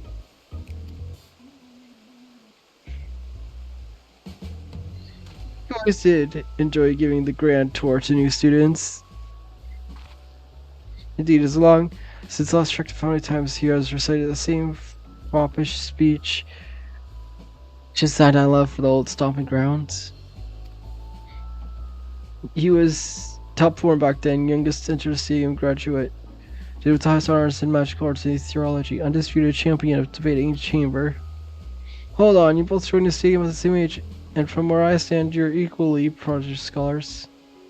Yes, you say that, but Alfredo actually entered half a year before me, nor did I do well enough to graduate with honors, and I am certainly not the stadium's most notorious master debater. In all respects, even I ever been in shadow. Nothing else, just remember that this was where the legend Alphino Levier began. We should expect everyone to be fully aware of recent escapades. Hopefully we'll be somewhat more welcome here than we were at the last stand. I know better than anyone the adoration the student body has for Alphado. With a bit of luck, it might work to our advantage. One time like the present. First things first, let's look for Scholar Monty Chain. Other faculty tend to frequent their offices, but unfortunately for us, he's fond to wander wherever his whims take him. Let's split up and ask the students if they've seen him.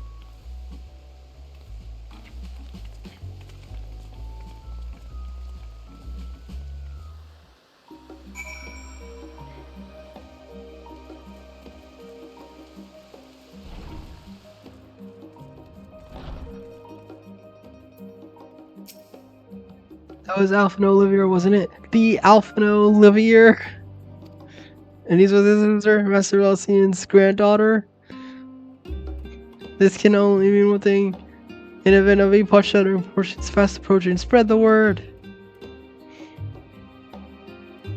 As I say, you're looking for the Scar? Yes, knowing him, he could be anywhere. But Miss Alipo should have a better idea.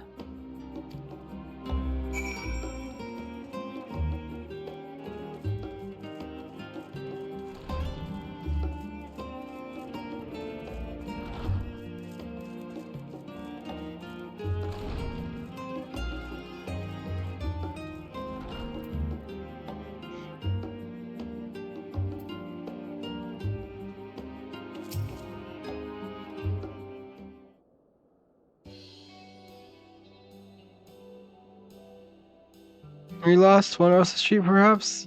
Wait, don't tell me you're a Trinity Gleaner fresh out the ocean. I'm right, aren't I? Well, lastly, my orientation is over. Allow me to bid you welcome to Searchers Meet.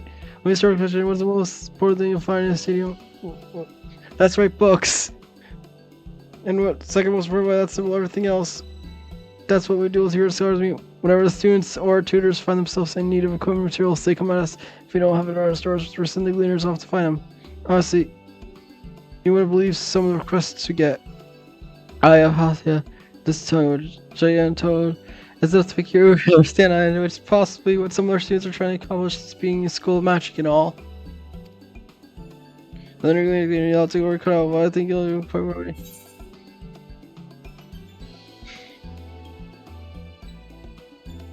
The only thing I'm interested in is the information on the Scholar's whereabouts.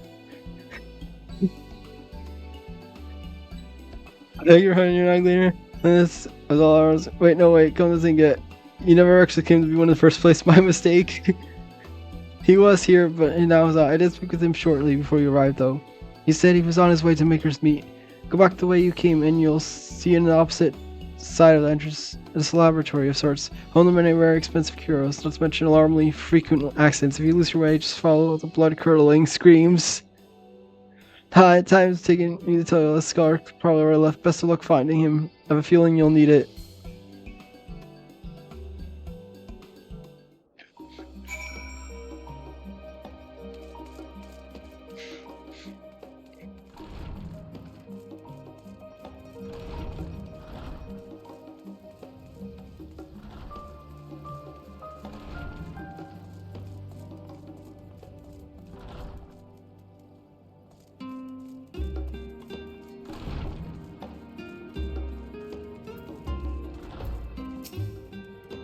Zark was here a short while. He offered me advice on my current research project. Though we spoke at length, I don't recall mentioning where he was planning next when we parted ways. He went down the corridor, perhaps to one of the auditoriums.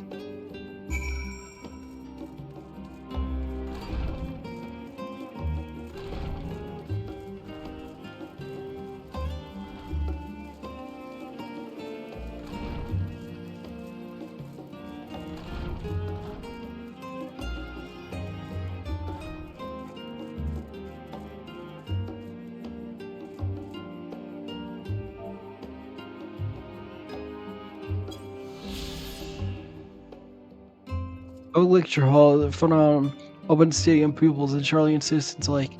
When prominent professors are scheduled to take the letters, crowds of aspiring academics and intellectual scholars often fill the room to capacity.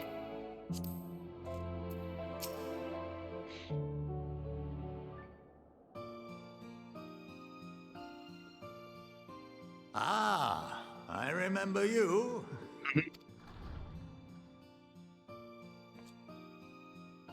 I pray we have not caught you at an inopportune moment. We wanted to offer our thanks for your kind words in the forum.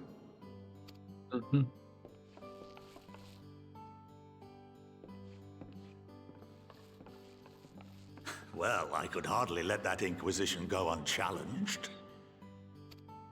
I've always believed that curiosity should be nurtured, not stifled. Thankfully, a majority of my colleagues agreed. A slender majority, aye, but a majority nonetheless.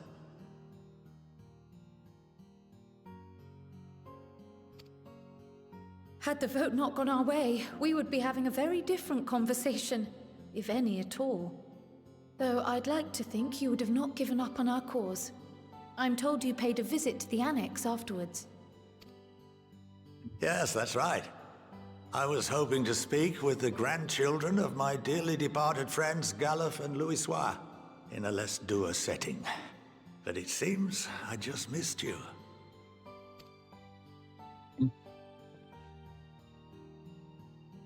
I still can't believe how much you've grown. If only your grandsires could have seen the way you presented yourselves to the Forum. Why, it fair brought a tear to my own eye.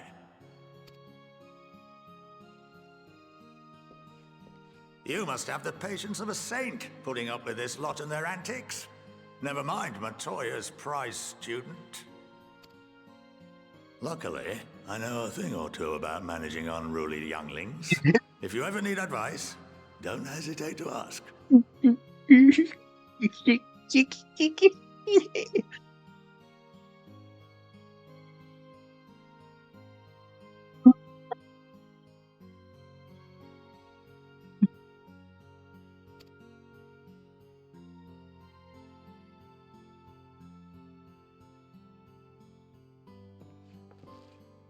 If I may, there is a rather more pressing matter we wish to discuss. What can you tell us of this duty that the Forum must fulfill? Nothing, I'm afraid.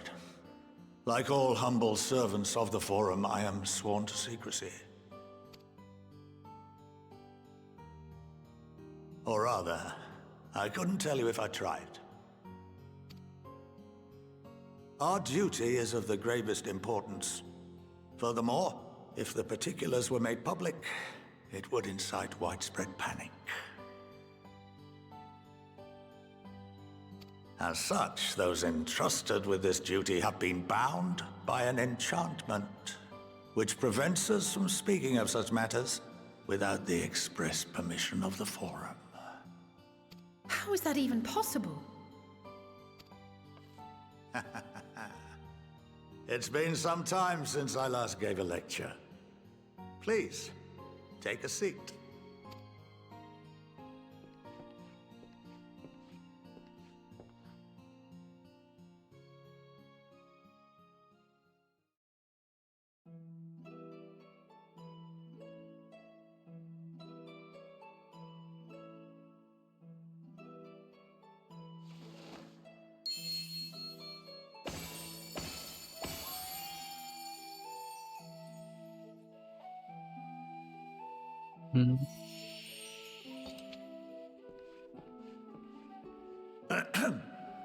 We shall begin by reviewing the fundamentals of etherology. The ether, which imbues us with life, can be categorized into three forms. Two are of the incorporeal sort, the soul and the memory. Can anyone tell me the third?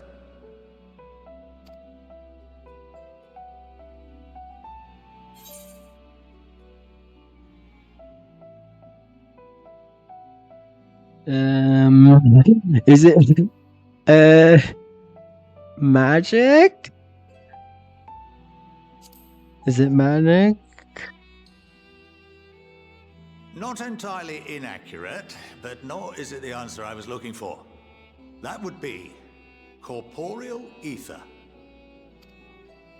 This is the form with which the layman is most familiar. Consumed by even the simplest of daily activities, and replenished by the food and drink that sustain us, This form of ether is in constant flux. In contrast, the ether that comprises the soul is rarely subject to dramatic change. The same can be said for memory, as the two are intrinsically linked.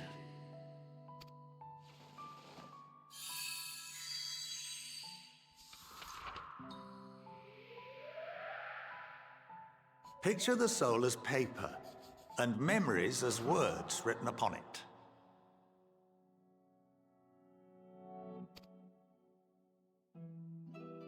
Now, what would happen if that paper was doused with ink?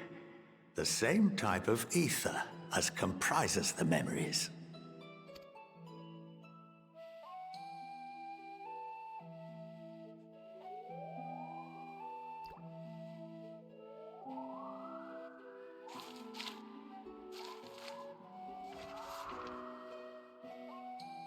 It would blot out everything that was written. Precisely. We would be unable to recall the memories, and any activities that depend upon them would be hindered as well. In fact, this exact phenomenon was observed on a vast scale not so long ago. And what might that have been?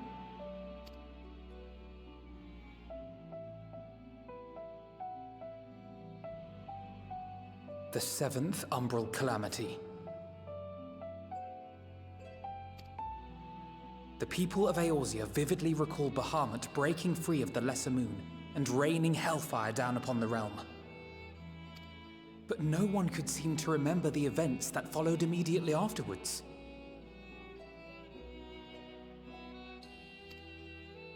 Indeed.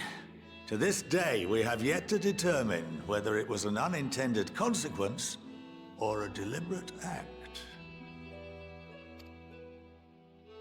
The enchantment which binds me and the rest of the Forum is based on a similar principle. And yes, it is a contravention of the Sharlayan prohibition against the practice of memory manipulation. Only when a new member is inducted and told of our great duty are they subjected to the process. A necessary evil. You have my word that it would never be used to manipulate the populace? I should hope not. But can this enchantment be dispelled and your memories restored? If 9/10 of our members give their approval, then the process may be reversed. Then, and only then, would we be able to speak freely to others of our sacred duty. Barring that, we must wait until we return to the ethereal sea.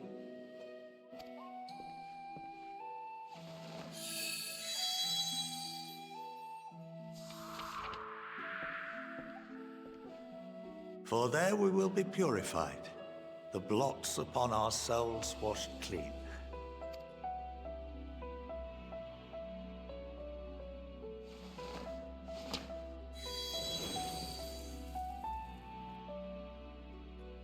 And our memories drift apart and dissolve. Rather defeating the purpose, I suppose.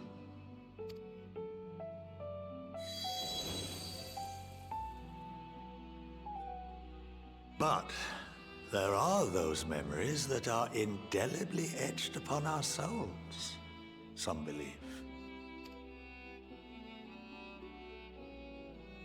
What happens after that? We are reduced to pure ether, coalesce with that of others, and create souls anew. Alternative schools of thought assert souls remain whole and return to the corporeal world, reborn into another form. Both theories have their proponents. Personally, I consider each equally probable.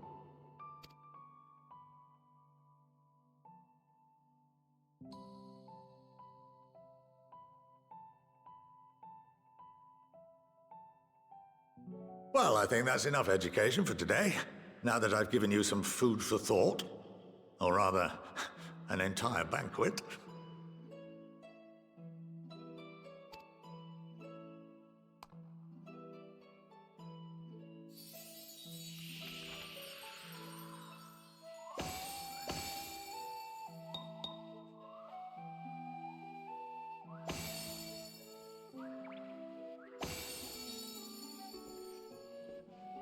I would remind you that although I'm unable to assist you with certain matters, the resources at my disposal may still be of use to you.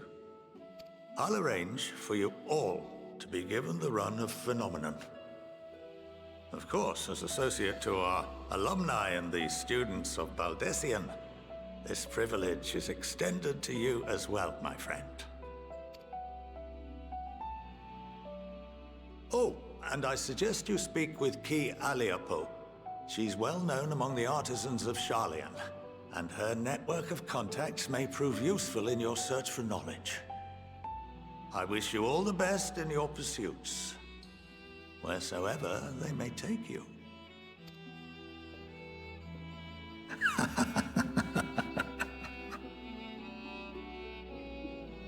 The end was a little creepy.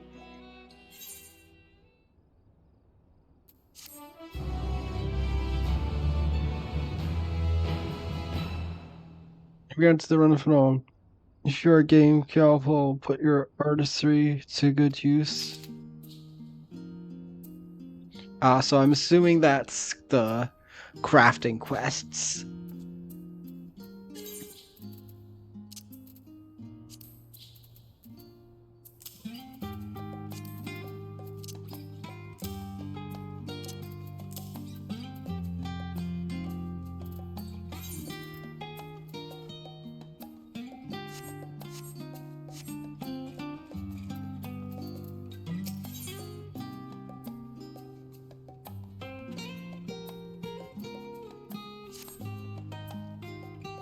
Well, that's giving me much to mull over. It feels as though we're one step closer to understanding the form's true motive, and the mysterious of life itself for good measure.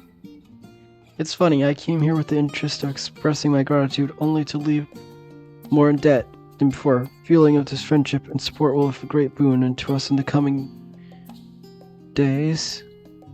And on that note, let's head back to the annex. For us on our way, you could better acquaint yourself with Kialipo and the scholars suggested. We'll share our findings with Raha.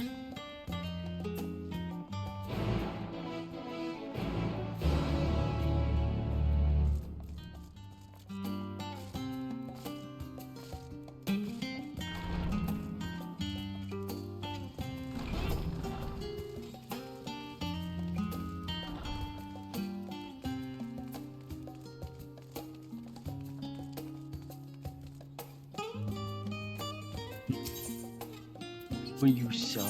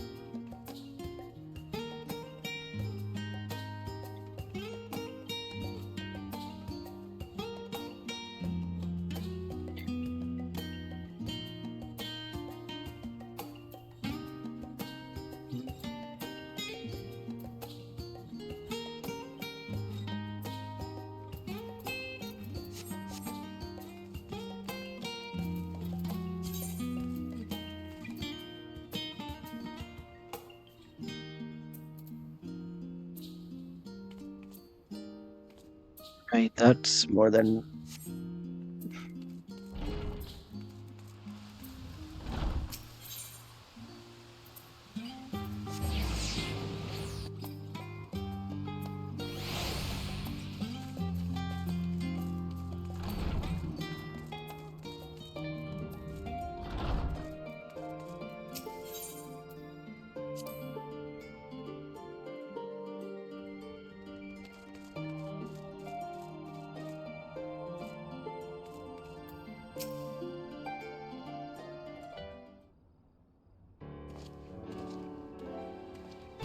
Back from what I hear, your ship is improved most educational.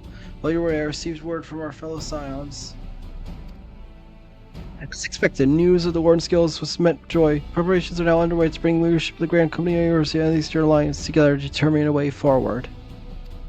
My friends have asked that we bring the skills to in our position to the Mencia.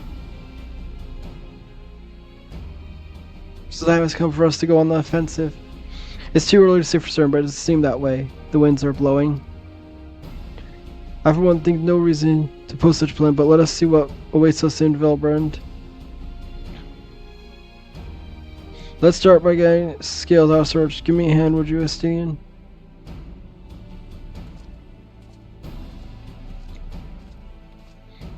I swear, if they get stolen, or something happens...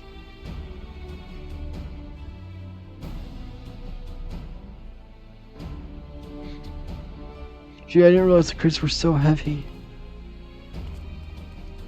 I should complain though, Overture and the alchemists at great work put their heart and soul into each and every one of the skills, so you must treat them with utmost care. Are you not coming with us? As much as I would like to keep the form's watchful gaze, I have little choice but to stay behind. We're already on thin ice, and if in my capacity as our official representative were found consorting with foreign powers, we can imagine how that would go. I shall remain here and do my utmost to avoid ruffling any more feathers as I await word from Master Matoya and our allies. Good luck, we'll have good news of our own to share. The highest turn, I feel it. To Limencia.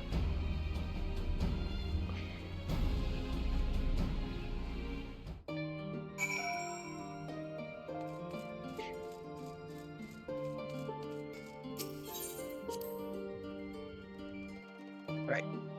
To the bathroom. I'm gonna be right back.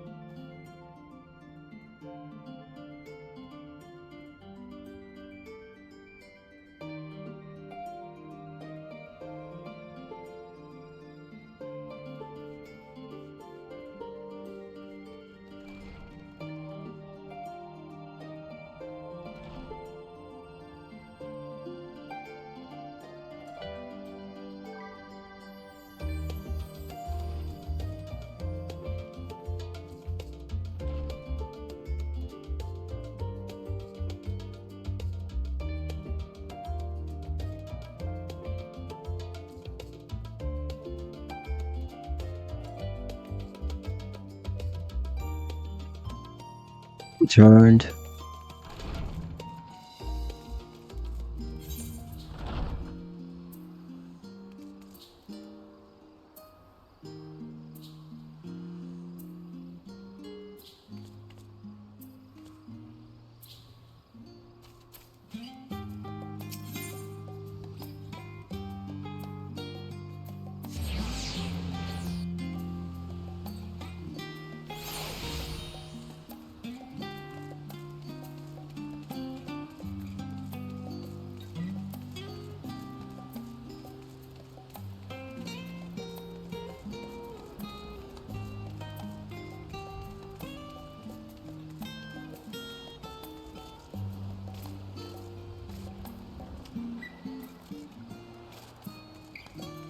Go, go, go, go.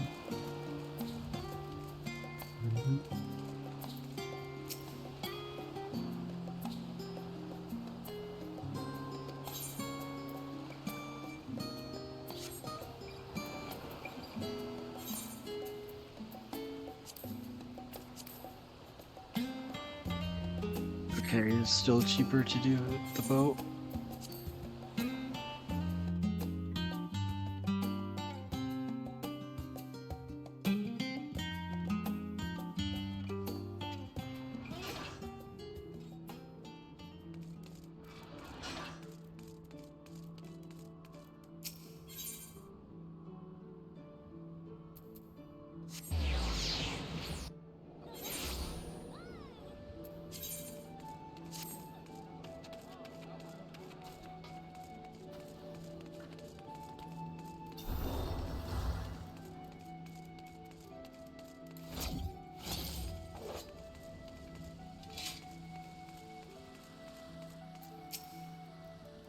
I was told to expect you. You may not be aware that Amara was presently entertaining the seats here in the Sultana. Three of the most powerful women in the world in one room. Do you need a moment to pray, or shall I show you to them?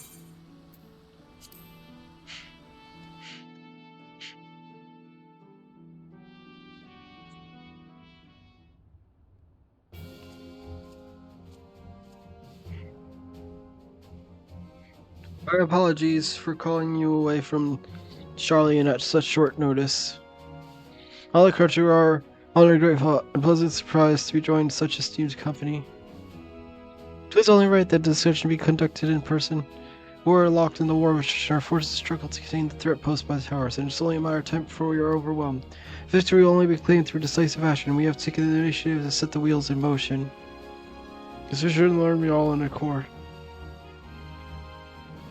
But I'm asked what the plan entails.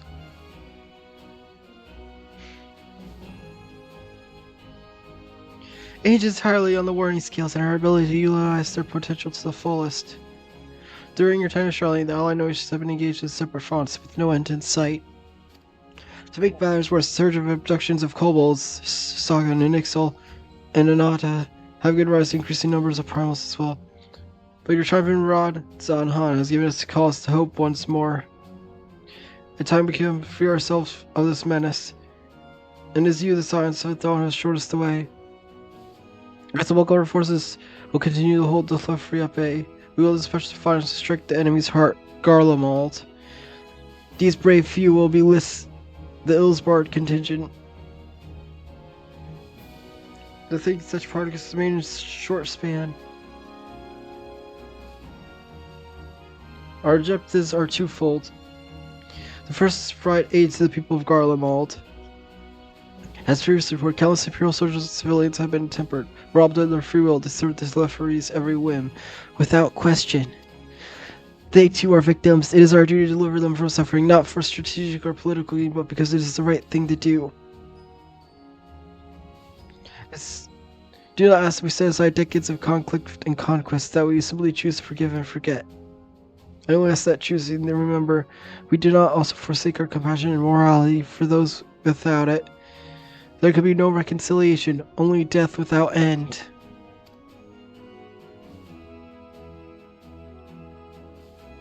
On that we can all agree.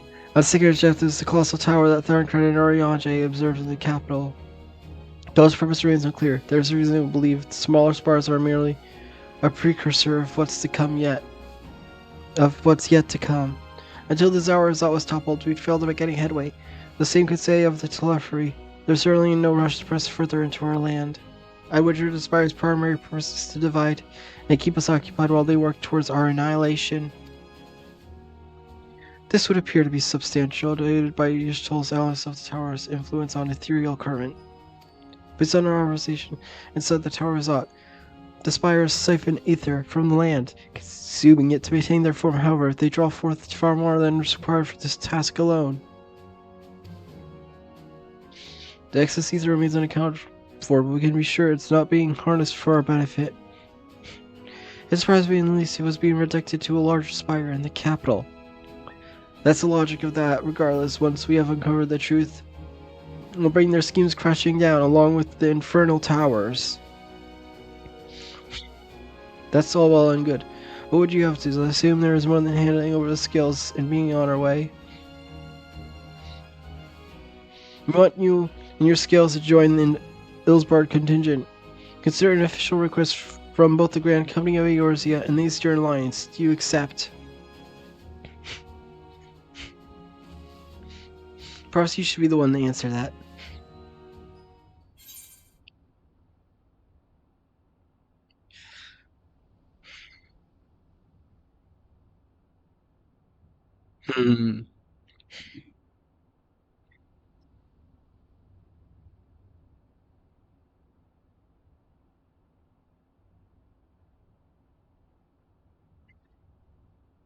What to go with?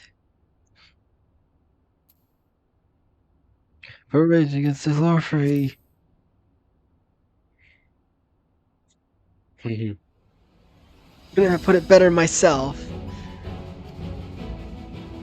This Charlatan Card and Area Driver pledged their support and are on their way to meet the rest of the contingent. They were positive you would come to the same decision as they. Luckily, for all involved, their prediction was correct.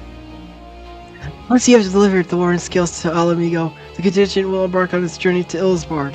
Rabuan and Lord Amric are overseeing preparations, so I suggest you make your preparations known upon your arrival. Pack warm clothing first, and like without it, the cold will do you in. Before it's left free, so much as draw steel. As for us, we'll keep the enemy busy while you're gone. There's not the only ones who can create a diversion. Now go safe, and the knowledge of Eorzea will be as you left it, or better, upon your return.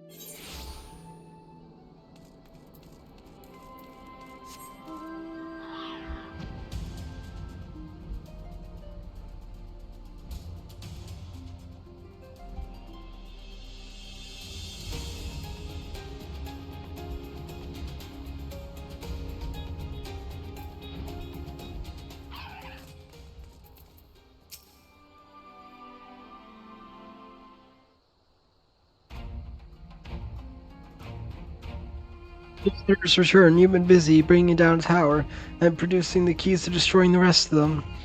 You should be proud the warring skills of yours are what's made this whole venture possible. Will you and Lord Amric be leading the contingent? Regrettably, no. Our role is to organize various delegations into a cohesive unit. Once we have seen you off, it's back to our respective posts. We dare not let it to our dues for long, lest our defensive efforts fall into disarray.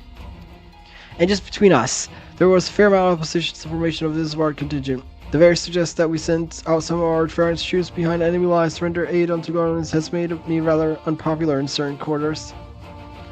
Can't please them all. Sadly no, though I do my best. Truth be told, I'd much rather be at your side charging to the fray. Alas, my battle's my own to fight, where words may serve me better than any blade. I hate to say it, but Lorimer's struggles mirror my own. For the time being, the best we can offer you is peace of mind from knowing Eorze is in safe hands. As you fight good fight in Nilsbard, I and some other commanders will do what we can to convince the naysayers that our cause is just. Thank you, both of you. We meet again. Much has occurred since we parted ways in Wordlet. From what I gather, the protective talismans you obtained led to the formation of this expeditionary force. My contribution as occasion is but a minor one, that being the information I have to share with Maxima. For the sake of the people of Garlemald, may the fates be on your side. So you're not coming with us? Strange, I thought you'd have a stake in this. I do. The Telephory have laid waste to my homeland and enslaved my people.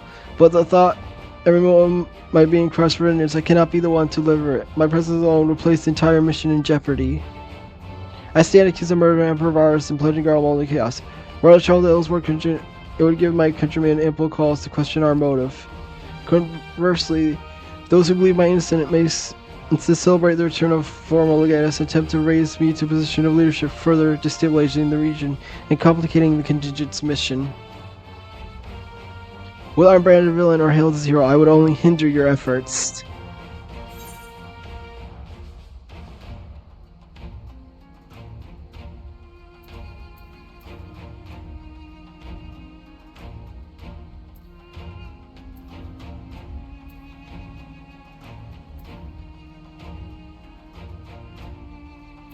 Doubt they'll be pleased to see the champion of Eorze has set foot on Garlean soil.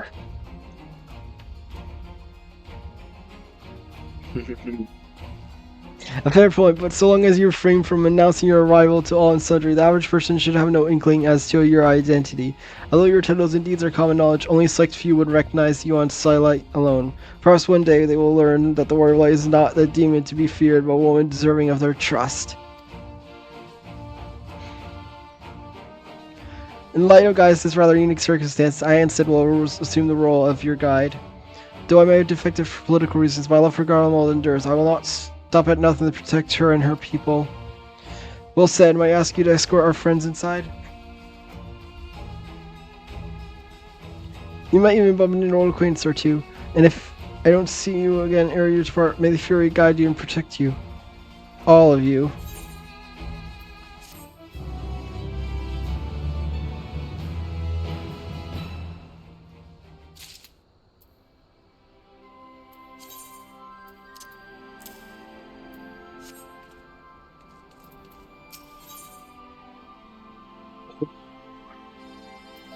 Street thing.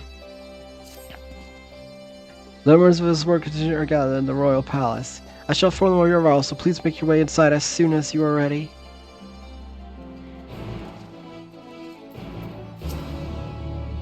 All the remaining members of Science and friends are most Ilsborg contingent await you within. Would you like me to see you through?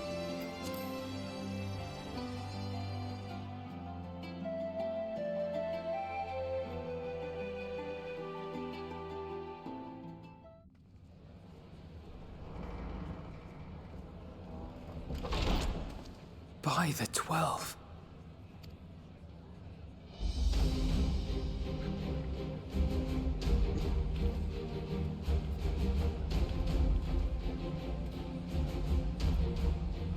Glad you could join us. It's what his name I hope is. You don't mind, but we went ahead and started without you. I saw the guy from the Bard quest. As you can imagine, our traveling companions were eager to become acquainted. 'Tis a rare thing indeed to see such a diverse and talented group of individuals assembled for a single purpose. We fight not only for the sake of Eorzea, but for the entire world, including the people of Garlemald. Much rides on the efforts of the Ilsabard contingent. Yeah, it's the two guys from the Bard quest.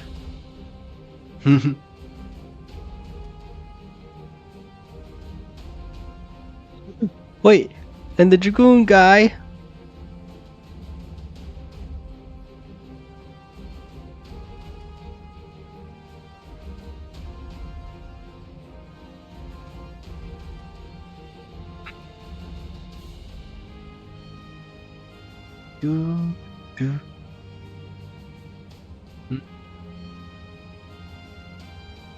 machinist guy too. I see the machinist guy too.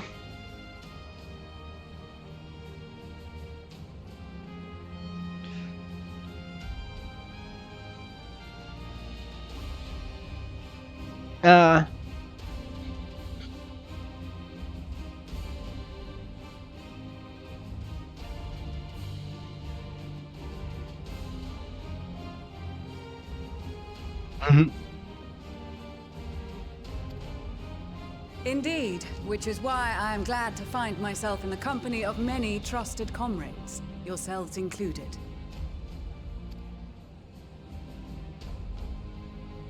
Lucia.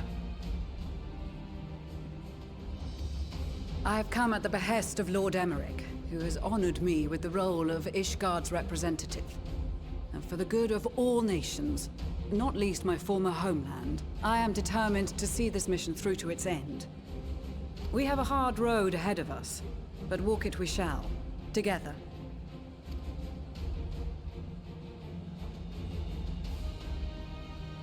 We too welcome this opportunity to work together once more.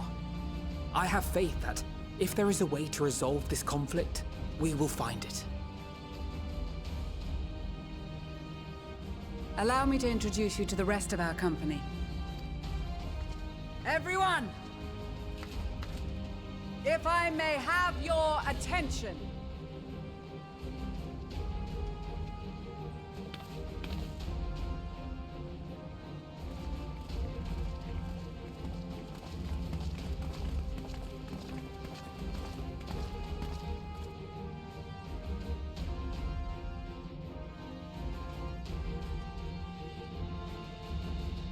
Might I ask you to speak first?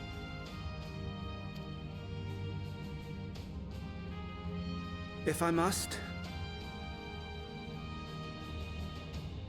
I am Arun Senna, spokesman for the Gridanian delegation, here on behalf of my esteemed sister, the Elder Seedseer. We shall provide support and protection to those in need during our time in Garlemald. To that end, I am joined by healers selected by the Conjurers Guild, with the Order of the Twin Adder's Finest serving as our escort.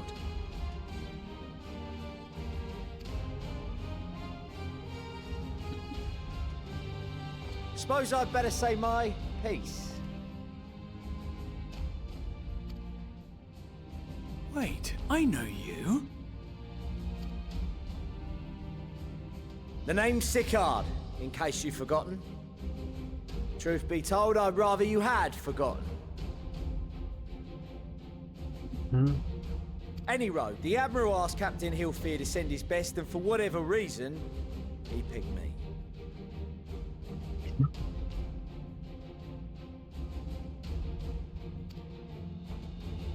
Of course, if I'd refused, I'd be the laughingstock of the bloody executioners, and my reputation's taken enough of a keyhauling as it is. But more importantly, like any pirate worth his salt, I know when you're staring down a storm, you gotta trust in the commander of your ship. So if the Admiral wants us to go to Garlemald, not for plunder and glory, but the promise of peace in our time, then that's what we'll do.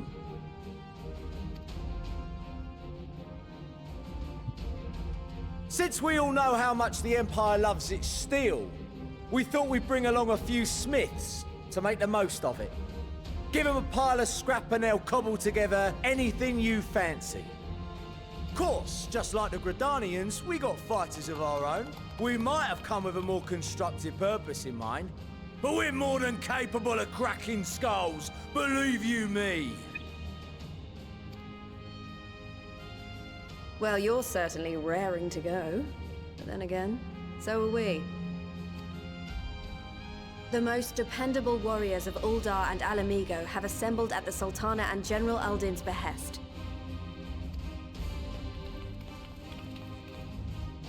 If Garlemald has truly fallen, then the whole place is likely to be crawling with Telophoroi. We'll need plenty of troops to clear and hold a path for others to follow. That's where we come in. Naturally, Marshal Tarapin and I will be leading from the front.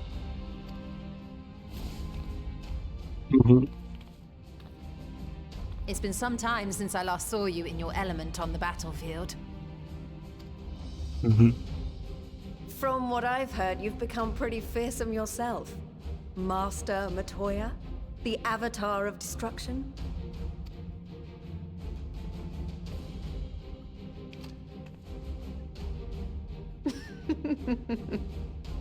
With comrades like these, I know we'll succeed, no matter what awaits us. Yonjay and Third Grad acting like they did nothing.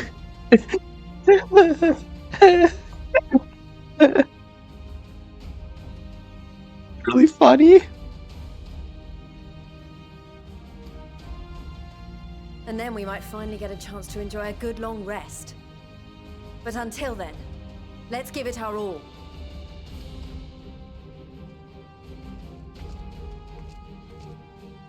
As for Ishgard, we Temple Knights have come in force to uphold our nation's commitment to the peace and welfare of our allies. The bitter cold of Garlemald is a formidable enemy in of itself. Our experience fighting in ice and snow will prove invaluable in the days ahead. Accordingly, I have been designated commander of the Ilzabard contingent. I will do all in my power to provide you with the leadership and guidance you require. The four high houses, House Hylinart foremost among them, have arranged for a host of machinists to join us on our mission. Their knowledge of Imperial Magitech is sure to be a great boon. They will address any problems of a technical nature, together with the smiths of Limpsa Lomitsa. There is another awaiting introduction. Lord Emanolain! Ah, yes. Emanolain de Forton, at your service. Though, lest there be any misunderstanding, I should stress that I've not become a fearsome warrior while you were away. Rather, far from it, actually. My brother, in his infinite wisdom, decided this would be an excellent chance to make something of myself. Oh, and fight for world peace and all that. But, should the opportunity arise for a spot of ballroom dancing, I will be your twinkle-toed gentleman of light.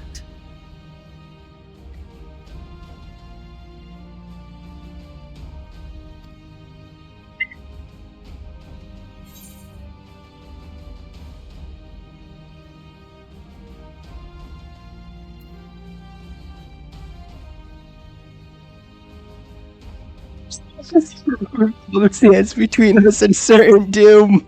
I just have to say that.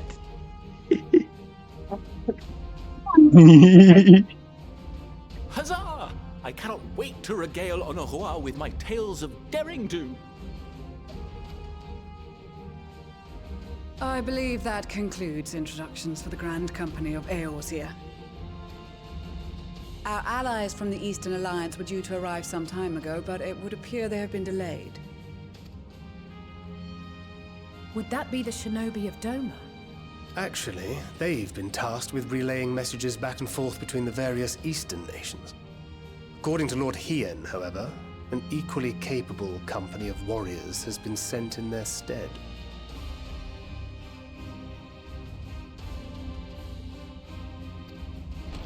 Out of my way, you preening fool!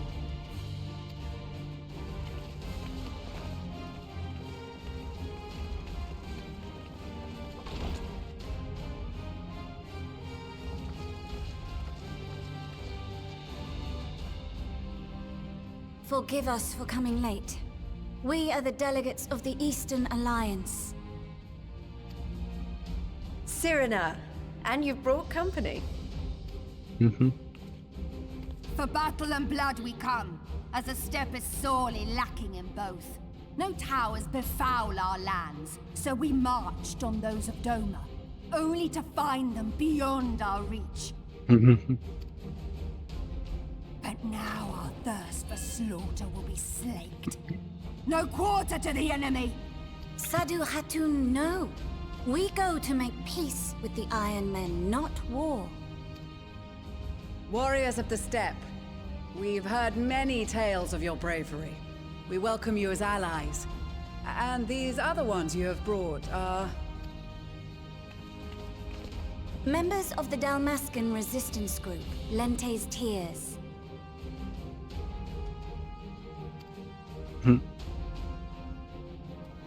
And the Bosnian resistance. Mm-hmm. Between them, they have a wealth of experience in espionage, and are particularly adept at infiltrating Imperial facilities. Which is fortuitous, since Garlemald's domain is so vast that I could never hope to handle reconnaissance duties all by myself. Dalmasca, Bosnia, Alamigo. All lands which have suffered the tyranny of the Empire. I would never presume to question your motives. Nevertheless, I must reiterate that our goal is to aid the victims of the Telophoroi, the common folk of Garlemald. And they are victims, make no mistake. Though I understand that many may struggle to see them as such. You're more right than you know. For every one of us that answered the call, there were a dozen that refused.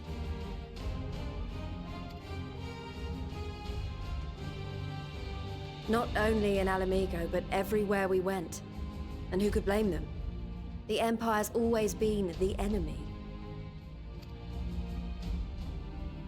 But after seeing what we've seen, fighting and working against and with Garleans, there's no denying the simple truth. They're just people. No different from you or I. They've got their share of liars and murderers, but so do we. So do we all. Fordola, who once swore herself to Garlemald, has proven herself a trusted ally time and time again. Every Eorzean here knows Cid Garland, the Imperial defector who shared with us countless technological wonders. Gaius bloody Baelsar himself is working to help rebuild Wurlid, a nation he once conquered. So you can believe me when I say that every fighter here understands and accepts that the Imperials are not monsters and are deserving of help. Or at least that they were able to put aside their feelings for the greater good. It won't be easy, but we're all determined to make this world a better place.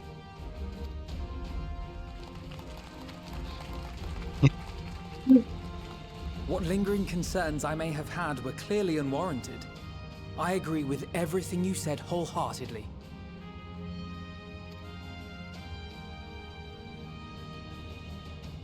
Then we are in accord. Now, let us review our strategy. To reach the Garlean capital in northern Ilzabad, we must cross the central mountain range. Fortunately, Garlund Ironworks can provide aerial transport, sparing us this most treacherous part of our journey. However, attempting to fly any closer to Garlemald would attract the attention of the Telophoroi. As they appear to have seized control of the majority of the Imperial military, we must assume that includes its fleet. In addition, Garlemald possesses devices that can interfere with airship navigational systems, further discouraging an airborne approach. Given the circumstances, the closest we dare deploy our contingent is an area between the range and the capital, the Magna Glaciers. From there, we must travel the rest of the way on foot. We will also need to bring the airships with us to ensure we can withdraw with haste. Although much of the terrain will be blanketed in snow, we should be able to make use of local roads and shipping facilities. The vast ice field will afford us an unobstructed view of the surrounding area. On the other hand, it will also allow others to easily spot us, so it is imperative that we only make camp in positions where we can easily defend ourselves. And the airships, which must be kept safe at all costs.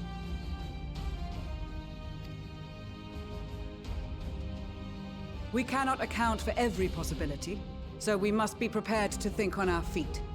We will be tested. Sorely tested, I expect. But for our homes and for our people, and a people not our own but in need, we will succeed. Spare no effort in your preparations. Once we depart, there is no turning back.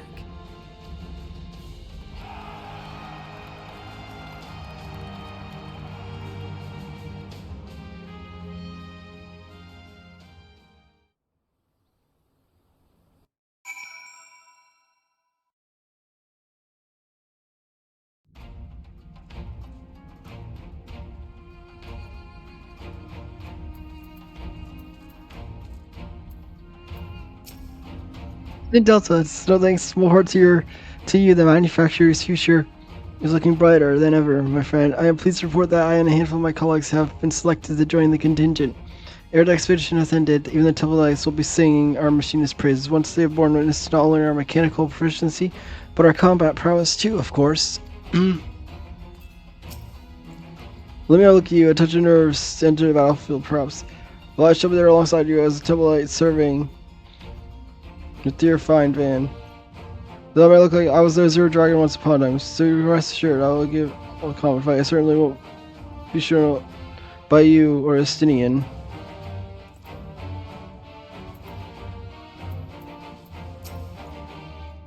Well, I know the social guy would turn out this side to just for kids still. Seems a perfect opportunity to mingle with other guests. We'll be practicing ladies over yonder or sooner inside or something. Bros, I should express. Do I don't much look like the fellow with the enormous axe? I would highly recommend against that.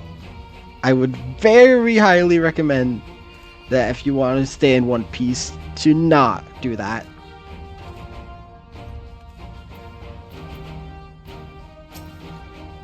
I cast my loud populace to bridge the divide between Garlemald and territories, that all may be united in common cause. But which Sparta's radical element centers looking to stabilize the empire from within. My friends, many parents perished in the unfortunate accidents. I too was surely have met the same fate had I not defected. Nevertheless, I still dream of equality and peace for us all. As the world itself stands on the brink of collapse, I hold out hope that one day our dream will become a reality.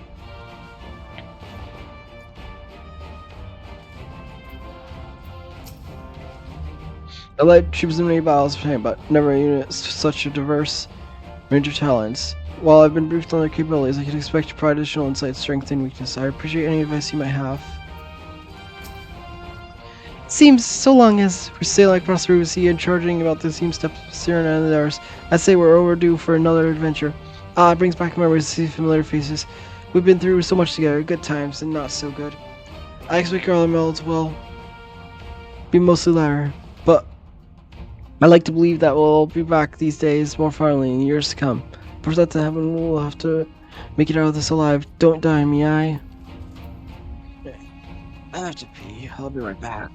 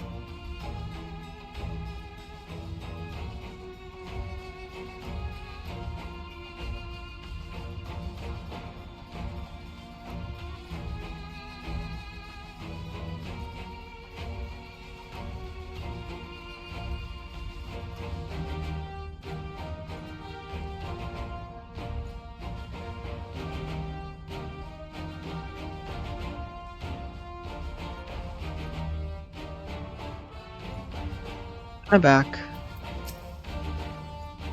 After his father told me the struggles faced by all Amigo in the days of occupation. I too have crossed swords with the Empire on many occasions. The Garlemel has long been our bitter enemies. Her Grace has elected to bolster the Ilsbar contingent with members of the Immortal Flames as representative of the Sultan. We are one and are committed to the cause. I'm here representing my uncle and my job to keep the Smiths out of harm way. Mind you, with them hammers of theirs, they can put up a fair fight themselves with a bit of luck. This will be over and done before you know it. Maybe when it's over, you could pay the Axemaster a visit. He tells all the new recruits about the time you killed. At the time you killed Kujata and avenged that boy's parents. I remember it like you were yesterday.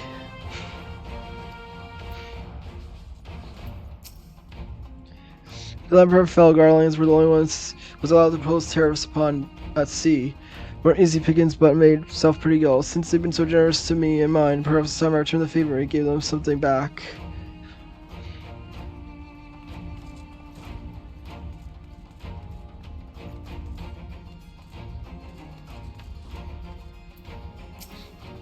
I can't lie to you, Delta. I wasn't entirely for this whole thing when Sanson spoke to me, but it means being your brother in arms, and who am I to pedophile? I shouldn't be so hard on him, I suppose. The bard unit is quite impressive, really. Yes, one must give credit where credit is due. Rather uncouth for one to do otherwise, after all.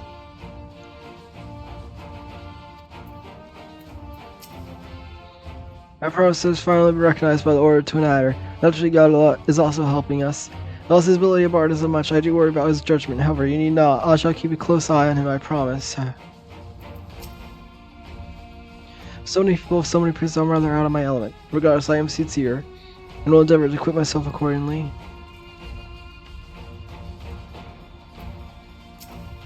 I did not expect to see the other former Urzur dragon here of all places. As he well knows, I am not one for bro screens. We shall indeed let our lances see the talking once on the battlefield. Then we'll see if the other has been diligent in his training. This is extraordinary. Being such a company of fine allies have to offer, with comrades such as these, we're bound to succeed, I'm certain of it. We've been part of joint military operations like this before, and with far greater numbers, but for some reason it feels different to our previous experiences.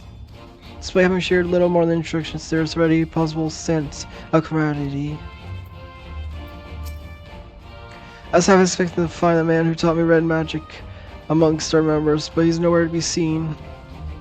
I suppose he's his share of unpleasant experiences with the Empire, but so have we. Perhaps there is some other reason.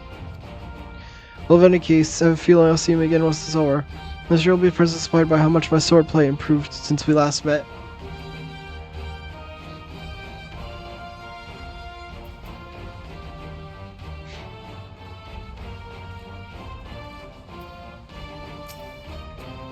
As we have comments, steadfast allies of our journey, of course, we are joined today by many new acquaintances who in time shall come to call our comrades and may have friends. Close ties with scouts of the Eastern Alliance and various resistance groups, and they're absolute joy to work with.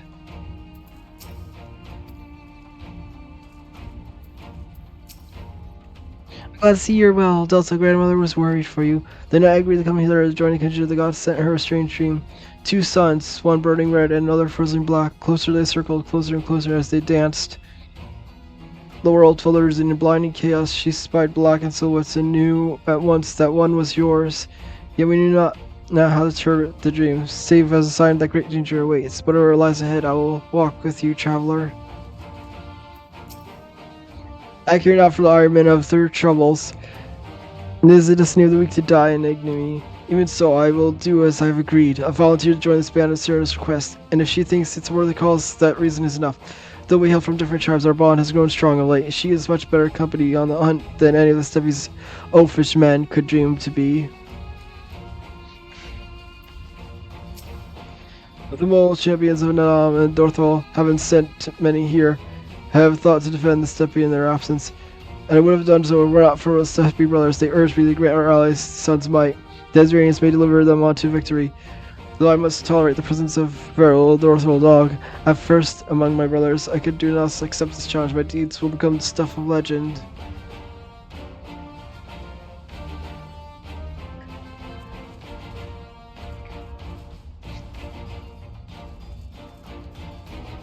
Yep, and that's everyone I've talked to.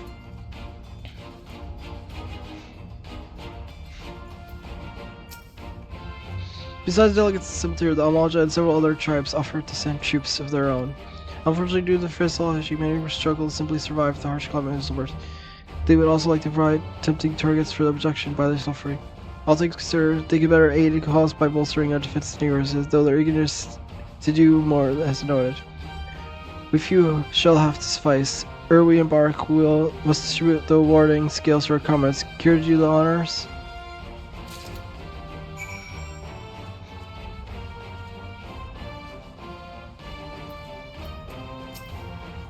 Order skills for each guard delegation take it.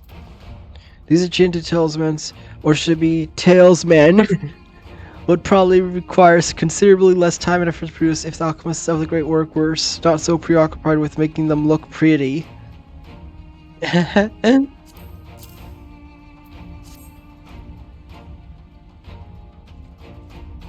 thanks, talisman.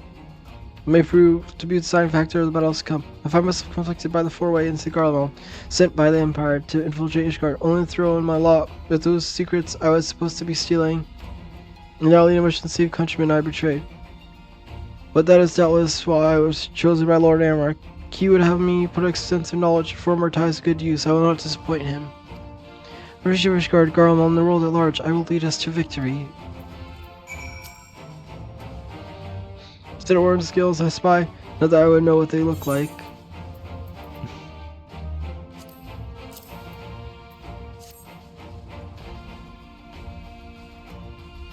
Wow, look at these. Even laymen can tell they're bursting with ether. All better fend off tempering waves. Is that the right term? Anyways, I'll give these one less thing to worry about, which just leaves the other amount of whatever else is waiting for us in Garlemald. Only one way to find out, eh? Nervous or not, I'd march through all 7 hells to give me a chance to put Xenos back in the grave where he belongs. Here you got something for us.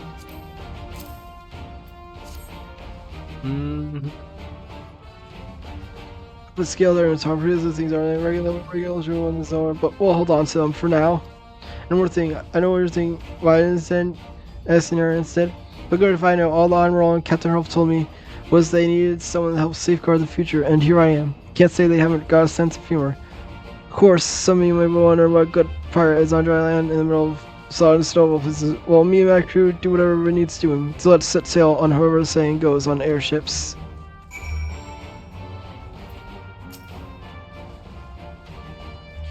Yes.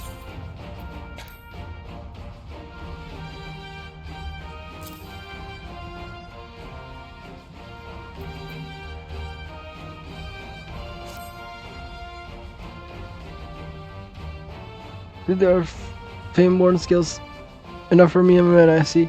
Under more sense, I would not be allowed to travel outside the Twelve. The elder Seer, however, has granted me special permission. She has written me lend me magic to the people of Garlemald while learning all I can of the ways. In doing so, I come closer to understand myself and my place in the world, or so she says. I say it's past time our allies benefited from the power at a Seer's disposal. Some fear more that we hide our light under a bushel, and I intend to address that criticism.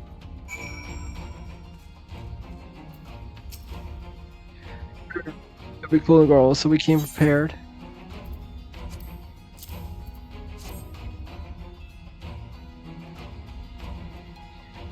Where to keep these close at all times. I will see that no one misplaces theirs. Before I forget, I have a message from behind.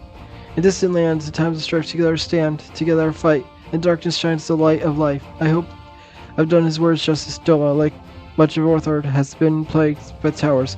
Yet while we cannot be here, we wish to express his shared conviction. He and Yugiri labor without rest to unite the people, and with their aid will keep the enemy at bay. As we have a Steppy and the Eastern Alliance will repay their efforts by ending this war.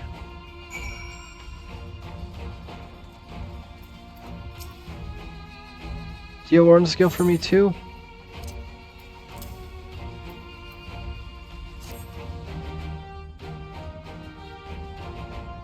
Thank you for this, and for going such incredible lengths for the sake of my people. Though I have little to offer in return, I would impart some advice, if I may. You have been told by many to wear the cold of his word, and I cannot stress enough that this is no token wording. Albus students specifically made warming tinctures courtesy of the alchemist guilds. Well, understand they are no suitable for proper protection. I leave permission of said protection to your discretion. Now let us proceed to the Alamegan quarter. While you make your final preparations, I have the pilots ready the airships.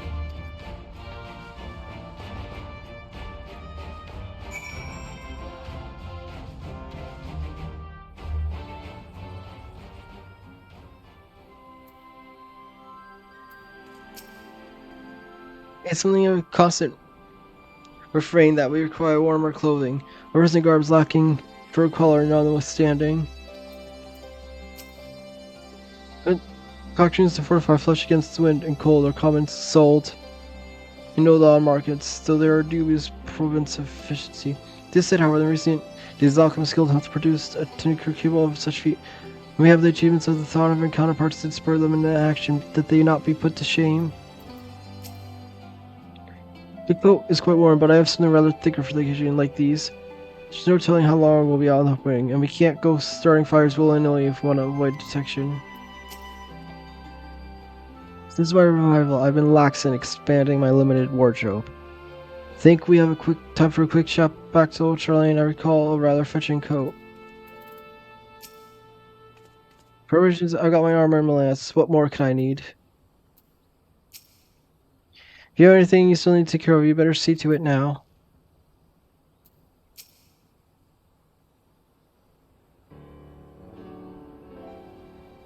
It's their last chance to make ready before we set forth.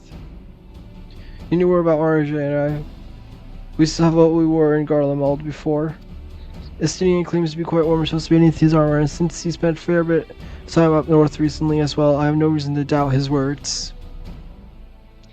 Most of ours we will be borrowing Grand Company stock. The rest of you could do likewise, I suppose, provided you're not overly concerned with style.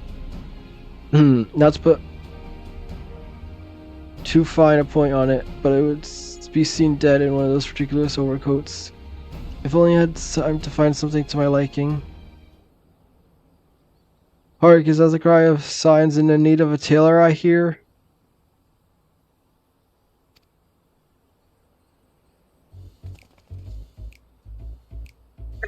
Tataru!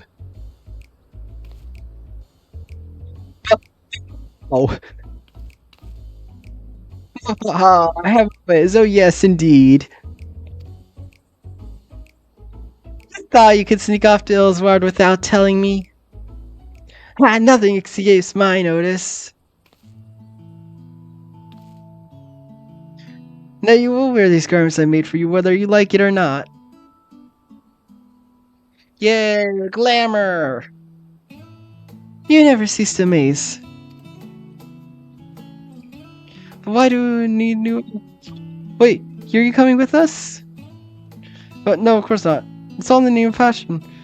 Rather, the highest quality fashion besides. How can I expect others to wear my creations if I've never worn them myself? I did have one other thing to share. Around us and Lorna have finally returned from their assignments in faraway lands. They were staying in the residence stores for us to keep an eye on events throughout Eorzea. Since they'll be running things back in course, I was wondering if I could lend a hand in Charlene. Oh, why not? You can keep Kral company in the Baldassian Annex. Yes, we'd love to have you there. And I heard Amargus and Bluewad did a fine job carrying out in our seat while we were lying comatose. With them and Treasure Stones, we'd have nothing to worry about. My thoughts exactly. Also, while I'm confident you won't go cups again, because certain someone who shall remain nameless isn't in a position to transport your souls to another one.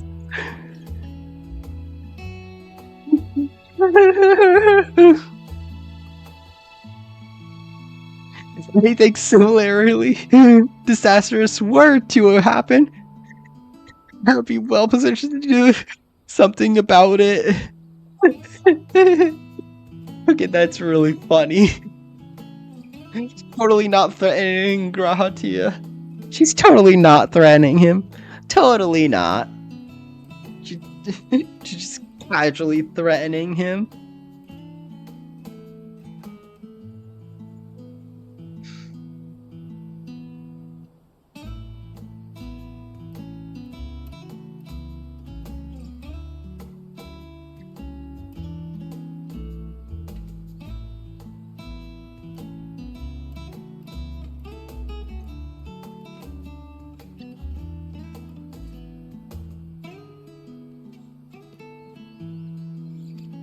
Anyway, I got a few things to take care of, and I'll make my way to Australian.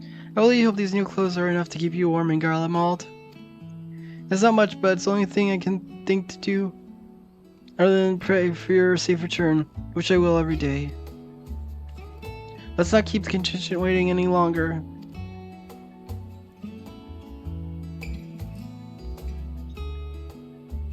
Here are your winter woolies, handcrafted by yours truly.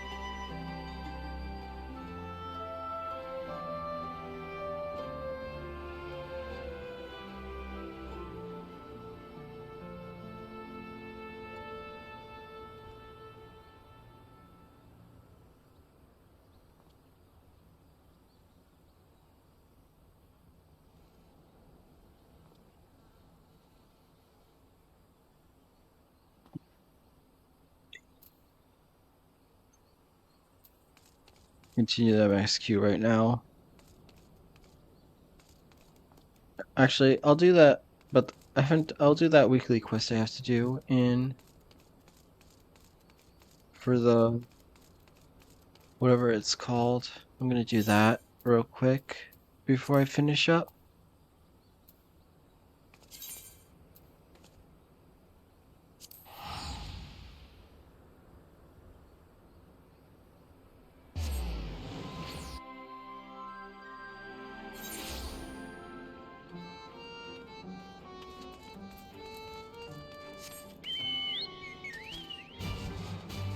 It was good.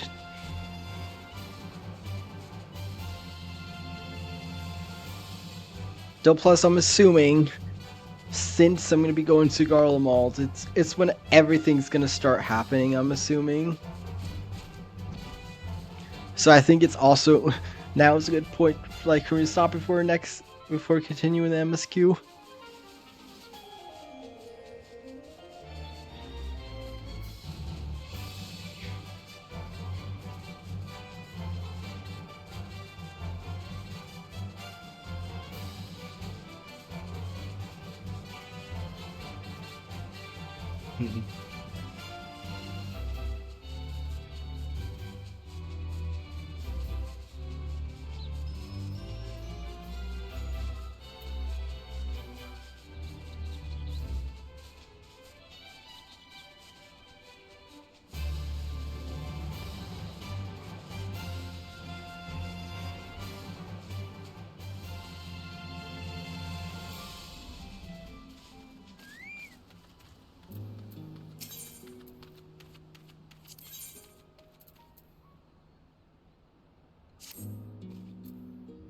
Let me join. And I apologize for my earlier rudeness, not to make an excuse, but it's a trying time for us all. I've been pondering ways to make contribute to rebuilding efforts. While I don't have many talents not outside those considered normal for a dwarf, such as drinking at any rate, people do say I have the gift of the gab. Using this gift, I bind pedal wares in the outside world to earn coin towards our work to somehow at the moment we don't have anything that would fetch halfway decent price. No, we need something more unusual and exotic than our grog and automa. And as racks my beard, it came to me, what could be more unusual and exotic than objects from another world? The machines have base inside the crater, and I understand it's brimming with all manner of paraphernalia, such items are guaranteed to fetch a high price. I just need someone to venture and retrieve them. You. If you're not fussed about what I bring back, as long as it's unusual and confident, I can spin a sales patch for it. Oh yes, the coin bag of Yelmore, which will remove sells for such weird curios. Just bring back the items and leave the rest to me. Our coffers will be full before you know it.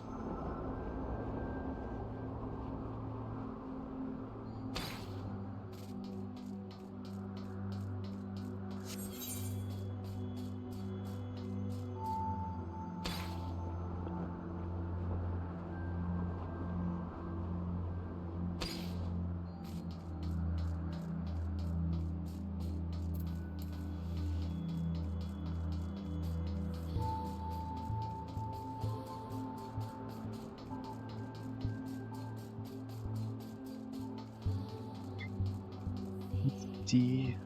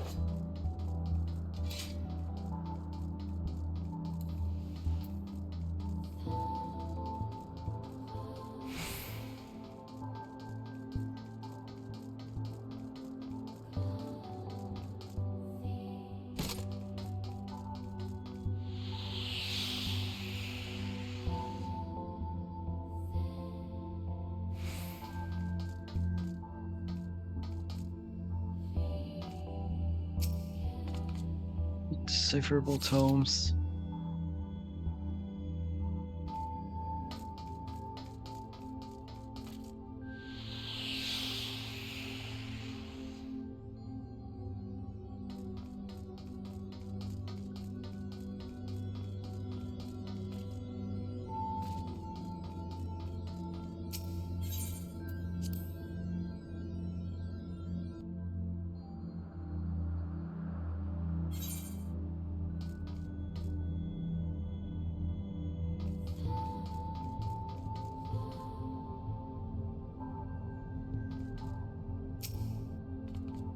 Identified machine parts.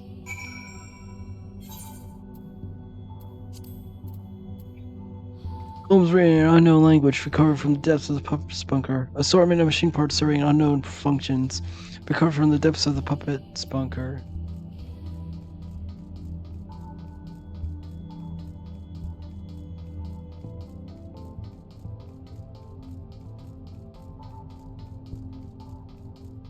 Actually, I forget. Have I fully explored this area?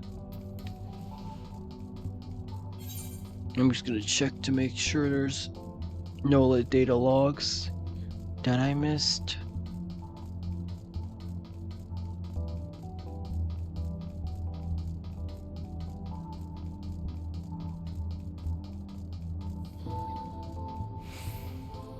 So I'm assuming probably not, since there wasn't any others. But I might as well check.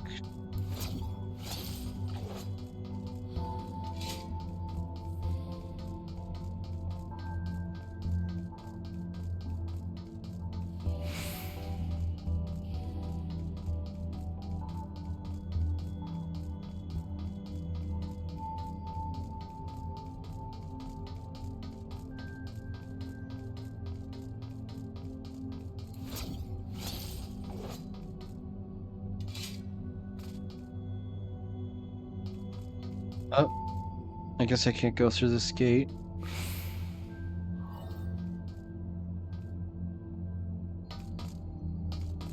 Oh well.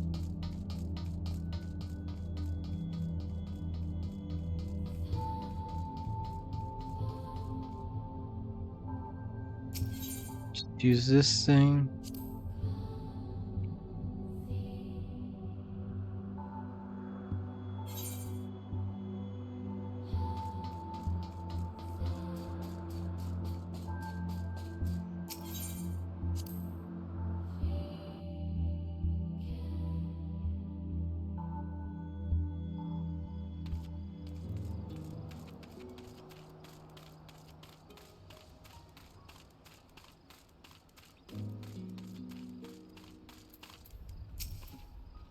Where the creator are you? Come, show me what you've been able to find.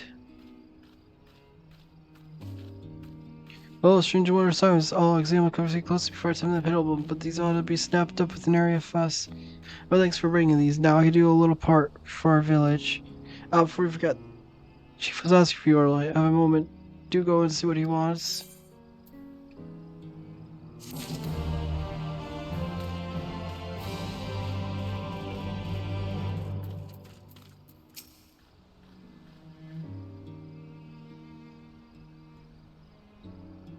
Lady Atlas, you already guessed home. Another recording device has arrived from Kana here.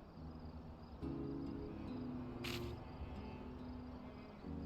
far as I can tell, he's sending them as regular individuals. What could the boy be up to?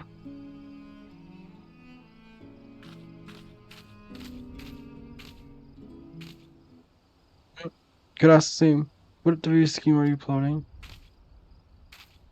Whatever it is you want to succeed, this is my village, and I'm not letting you have your way with it. Why do I feel so angry? Forget I said anything.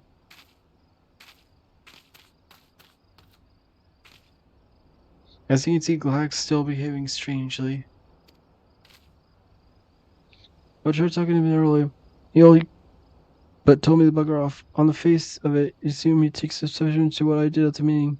But this is a little too strange. At any rate, this is my problem to deal with, not yours. You just focus on doing your part for the cause, eh? You obtain a message for Connacht.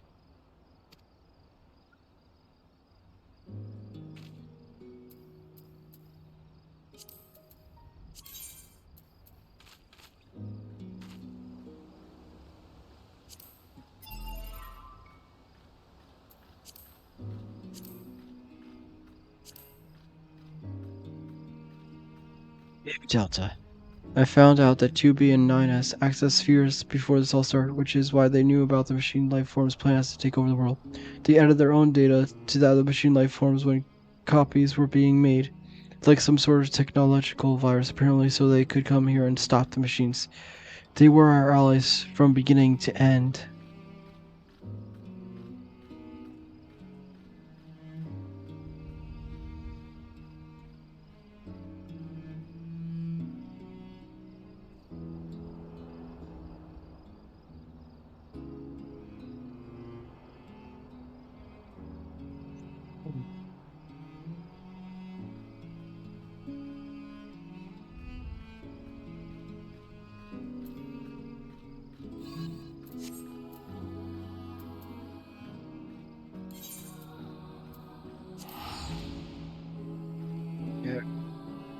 Let's finish up.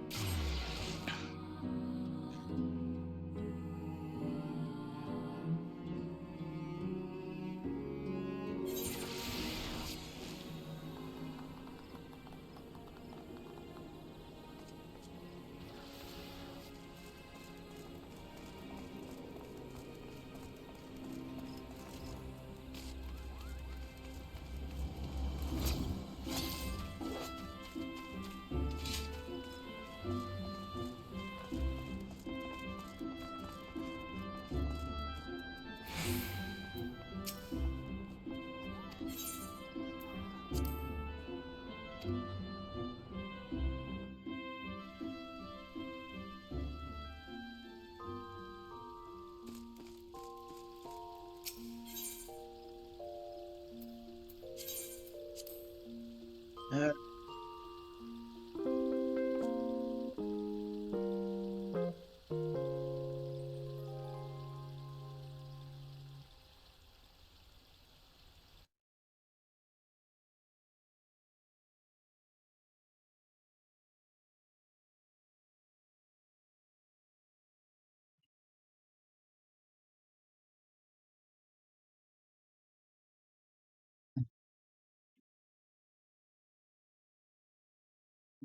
let's see.